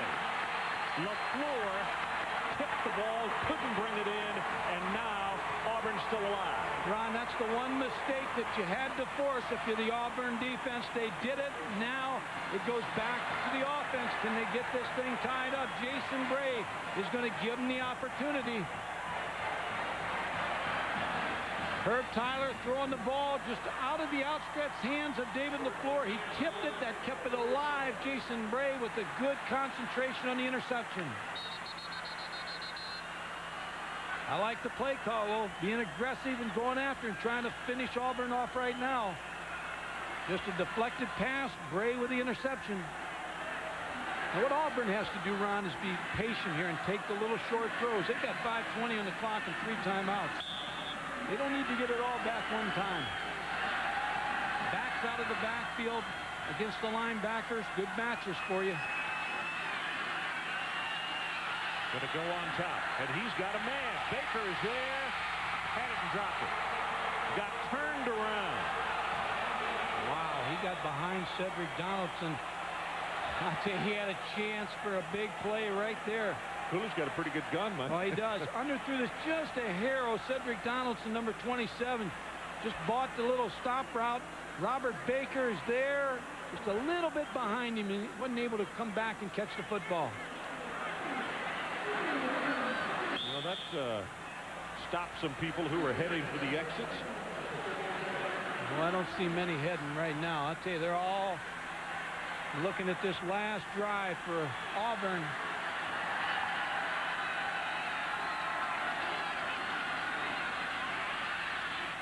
Pass is caught by Bailey. At the 50-yard line, Denard Walker will put the hit on him, and they say the clock will continue to run. Well, the fans are booing that call, too, because they thought he was out of bounds. Karsten Bailey with the catch, first down catch, and that's what I was talking about. Little outs, little delays up inside, curl routes, just work your way down to the field.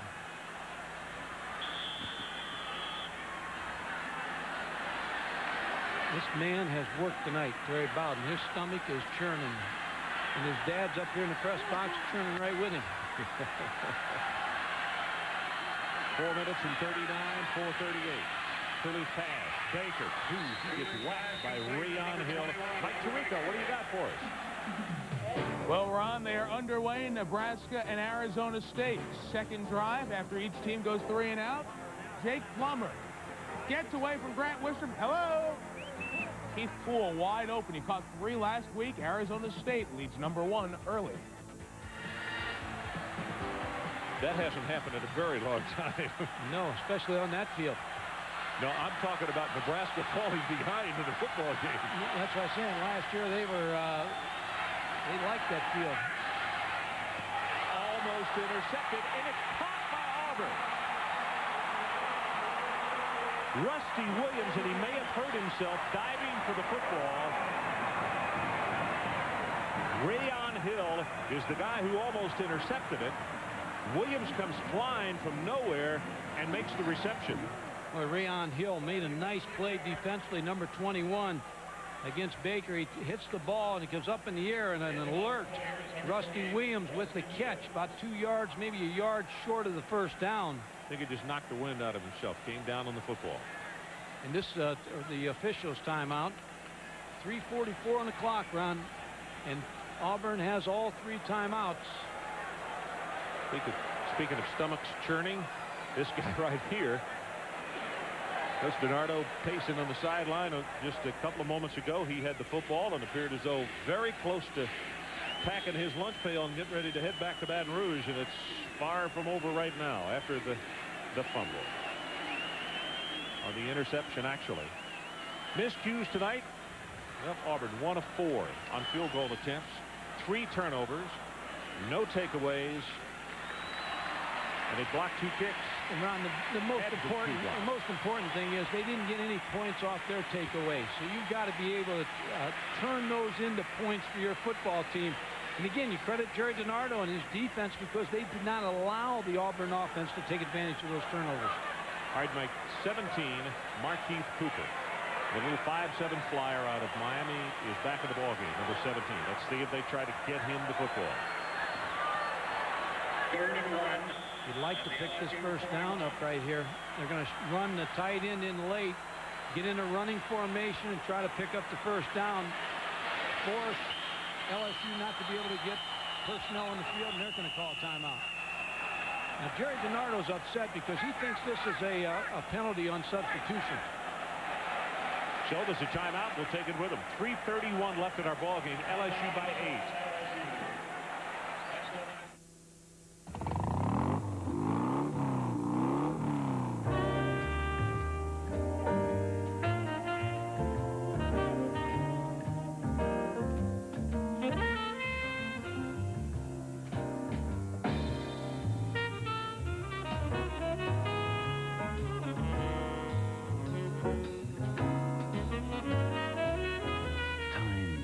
Tough. G-Shock. Casio.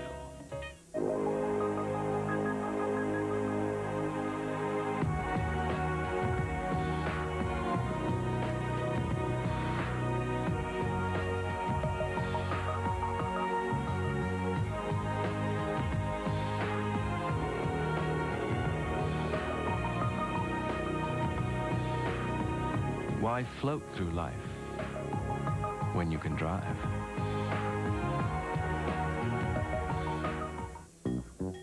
Want to make painting easier?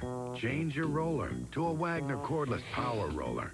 There's less mess, less hassle, and less bending over because you control the flow of paint. So you can just keep on rolling. In fact, with the power roller and its accessories, you'll get professional results nearly twice as fast. It even turns cleanup into an easy job. So get a cordless power roller from Wagner and transform every room in your house. Welcome back to Auburn, Alabama. Ron Franklin, along with Mike Gottfried and Kellen Winslow. 17-9 LSU. 3:31 left to play, and Auburn has the football back. 3rd and short.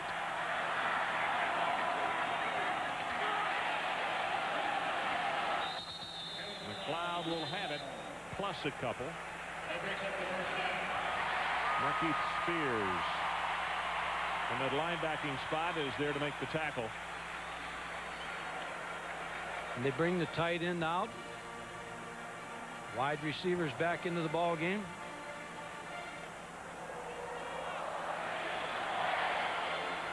Well, it's final. Tulsa 27-20 over Iowa. Big upset for the WAC.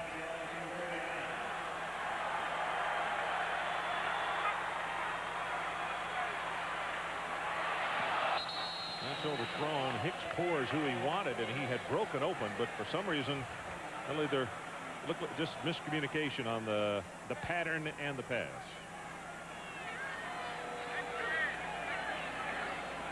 Now, it's only been 4 times, but it's been since 1973 that the LSU Tigers have won at Auburn, and that was a 20-6 victory back then. He knows how huge this would be, and you talk about big ball games, but as we said in the open, you got to beat somebody on the road, a good football team, to take that next step, and that's what they're very close to doing right now. Cooley, complete to Bailey. Let's go back to Mike Tirico. Mike? Well, Ron, looky here. Nebraska, after being down 7-0, backed up near their own goal line. The pitch a little high for Amon Green. He can't handle it. It ends up being a safety. Nebraska is down 9-0. Last time they trailed by this much, the 95 Orange Bowl, they were down 10 to Miami.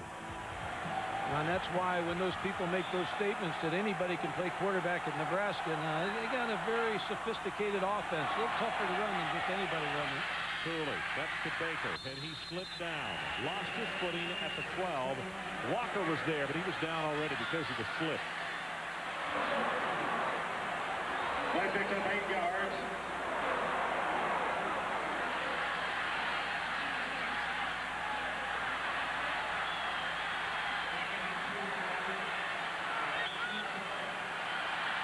Auburn has all 3 timeouts left.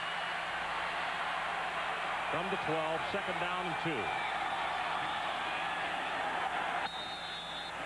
Stansbury makes the hit, and that's going to be close to the 1st down. In fact, from where the side just came up, nope, it's going to be a 3rd. Thought McLeod had it, but he does not. A lot of time left again for Terry Bowden, and he already knows what, if he scores a touchdown, he knows what the 2-point play is. I mean, there's no one guessing on that. They have a free 2-point play that they've worked on, that they know what they're going to run if they score this touchdown. They're on the field quickly. LSU makes the substitution.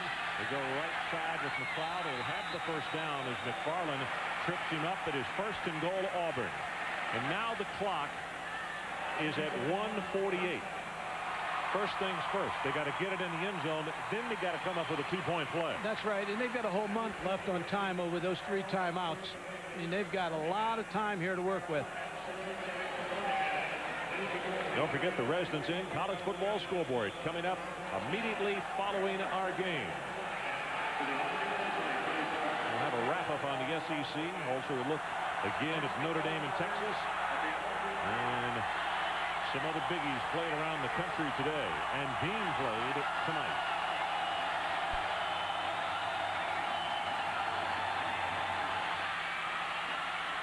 Rusty Williams could use a close timeout. to the 7. Not going to use a timeout just yet. Trying to sneak one in with the running play. 1:15, 1:14.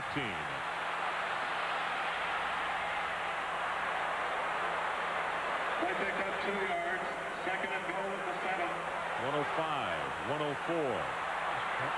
I thought they'd use a timeout after that last play. The crowd is now reacting to the fact that they're still okay.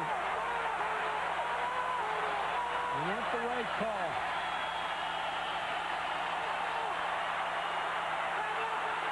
And now they call timeout. Oh, my. Good heavens.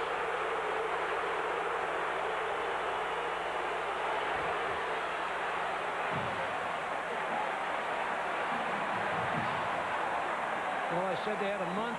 They're down to weeks now. A week. Hey, maybe a day. So there's a timeout. We'll take it with them. Right back with more from Auburn. 44 seconds left.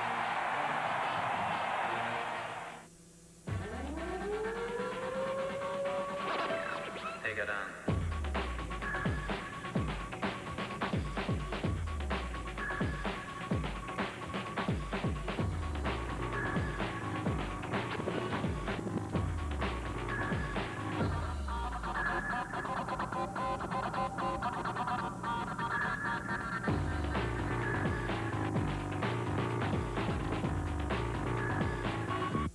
This is the locker room, and that's Neil Smith. We like him when he's good and mean. So we get his mother-in-law to call him collect before each game without using 1-800-COLLECT. She's got some nerve, Neil. 1-800-COLLECT could have saved him up to 44%. Hey, Neil, she did it to you again. 1-800-COLLECT. Save the people you call up to 44%. Northwest Airlines can take you as far away and bring you as close to home as any airline on Earth. Some people just know how to fly. Here's the situation. LSU 17-9, 44 seconds left. Auburn lost about 26 seconds. After they got the play in, and the proper formation, the backs lined up wrong, then they had to call the timeout. That's what the crowd was so upset about. Rusty Williams cuts it back inside at the one. Touchdown, Auburn.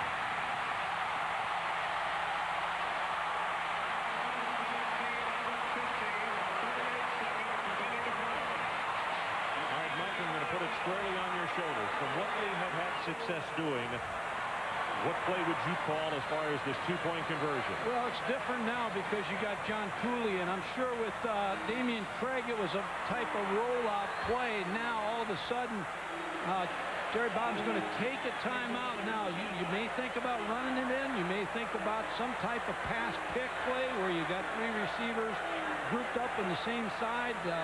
They know what they want to call. They know they've got two calls. They have one probably for Damian Craig, and now they're thinking about when they want to use that for John Cooley. Well, we talked about off the top of the telecast how big it was for either team, because whoever wins this has got a real leg up as far as the Western Division race. And you talk about the schedule of where they get what team. But for this man right here, he's trying to get them to believe back in the Bayou country again, that the magic is back. And he's got to have this win here tonight. In fact, he said a great thing yesterday. He said, I really identify with the people of Louisiana. Because he said, I'm a New Yorker. He said, we're emotional people and we're compassionate people. And he said, the folks of Louisiana are just like that. And he said, I really identify with that. And as a result, he said, it has been a great marriage, a great union. We get along wonderfully. I really like those people. He'd like to take this victory back tonight to those very, even more compassionate people that win this one tonight. Well, he needs a defensive stand right here on this two-point play. Because the momentum, if this game ends with a two-point play, the momentum is in Auburn's favor in that overtime. Yeah, you're right. Doesn't look like they're going to line up with a tight end. Karsten Bailey is wide to the left. Baker is going to be to the right. And also the third wide receiver in the game is Tyrone Goodson, number 83, as they come to the line of scrimmage. McLeod in the backfield, along with Rusty Williams. Two-point conversion. Auburn's got to have it to tie. And now Cooley wants a timeout. It's a basketball play. Exactly what he wanted to see. Terry Bowden wanted to see what alignment was going to be for LSU before he made this call. Same thing they do in basketball. You don't need the timeout if you get the onside kick. If you don't make the two-point play, you're going to be onside kicking anyway with 38 seconds to go. So he thought it more important here to see what the defense was going to line up in, and now to attack it. Residents in college football scoreboard coming up immediately following our ball game. SEC Roundup, Notre Dame, Texas, and the Heisman Watch.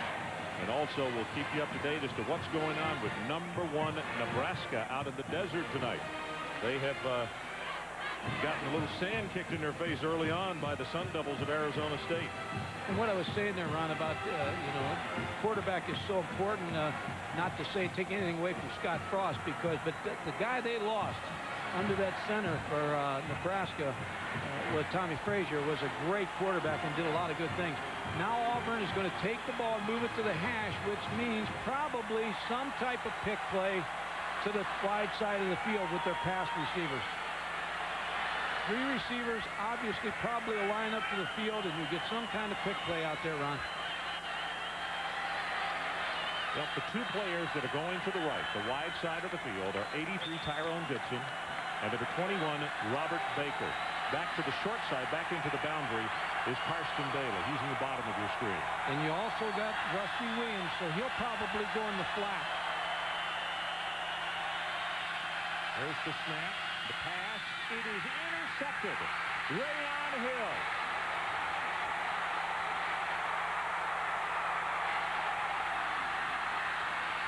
Rayon intercepted one for a touchdown, and now intercepts one on a 2-point conversion. Return for a 2-point. Once again, the interception return for a 2-point. And it's LSU's 19, Auburn 15.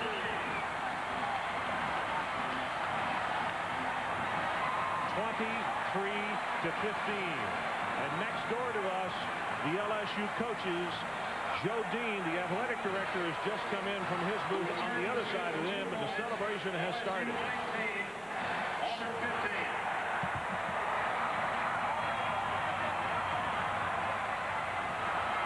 19-15.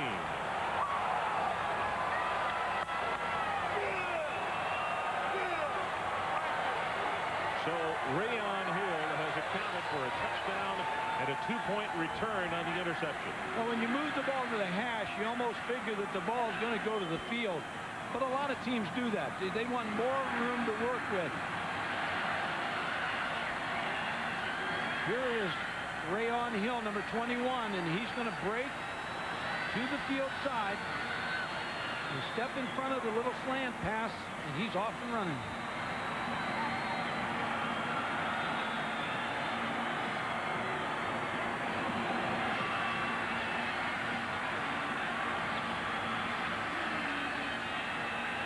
One more look from the end zone as Cooley gets the pass away. On 38 seconds, they still can get the onside kick.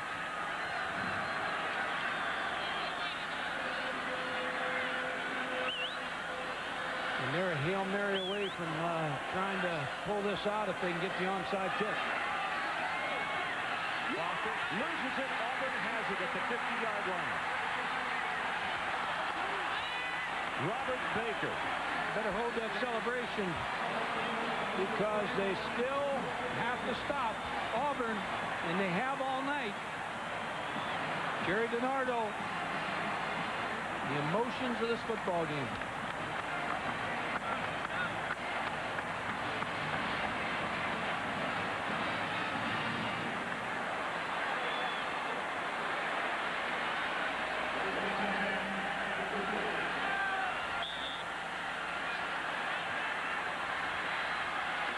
Well, I want to remind you of something.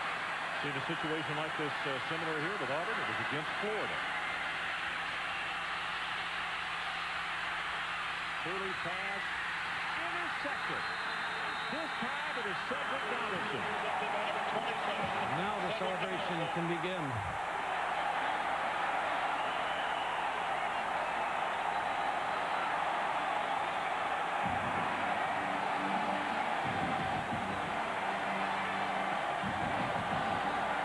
Well, tonight's Visa players of the game are from the LSU Tigers, Greg Hill, who was outstanding defensive play tonight. And as part of the continuing effort to further the development of amateur athletics, Visa proud to donate $1,000 to the university on behalf of that athlete.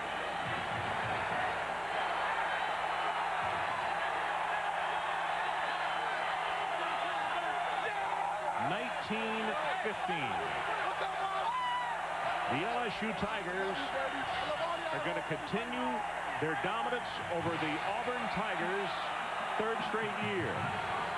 And the first time for this man or an LSU team to win over here in quite a while. Once again, our final, LSU 19, Auburn 15. This has been a presentation of ESPN, the worldwide leader in sports. Now let's join Mike Tirico for the Residence Inn College Football Scoreboard. Ron, Mike, and Kellen, thank you. What a tremendous game. And the interceptions which turned this game the other way a couple of years ago, this time turns it for the LSU Tigers, who come up with a 4-point win, and it certainly helps their cause in the SEC West. Exhale, deep breath.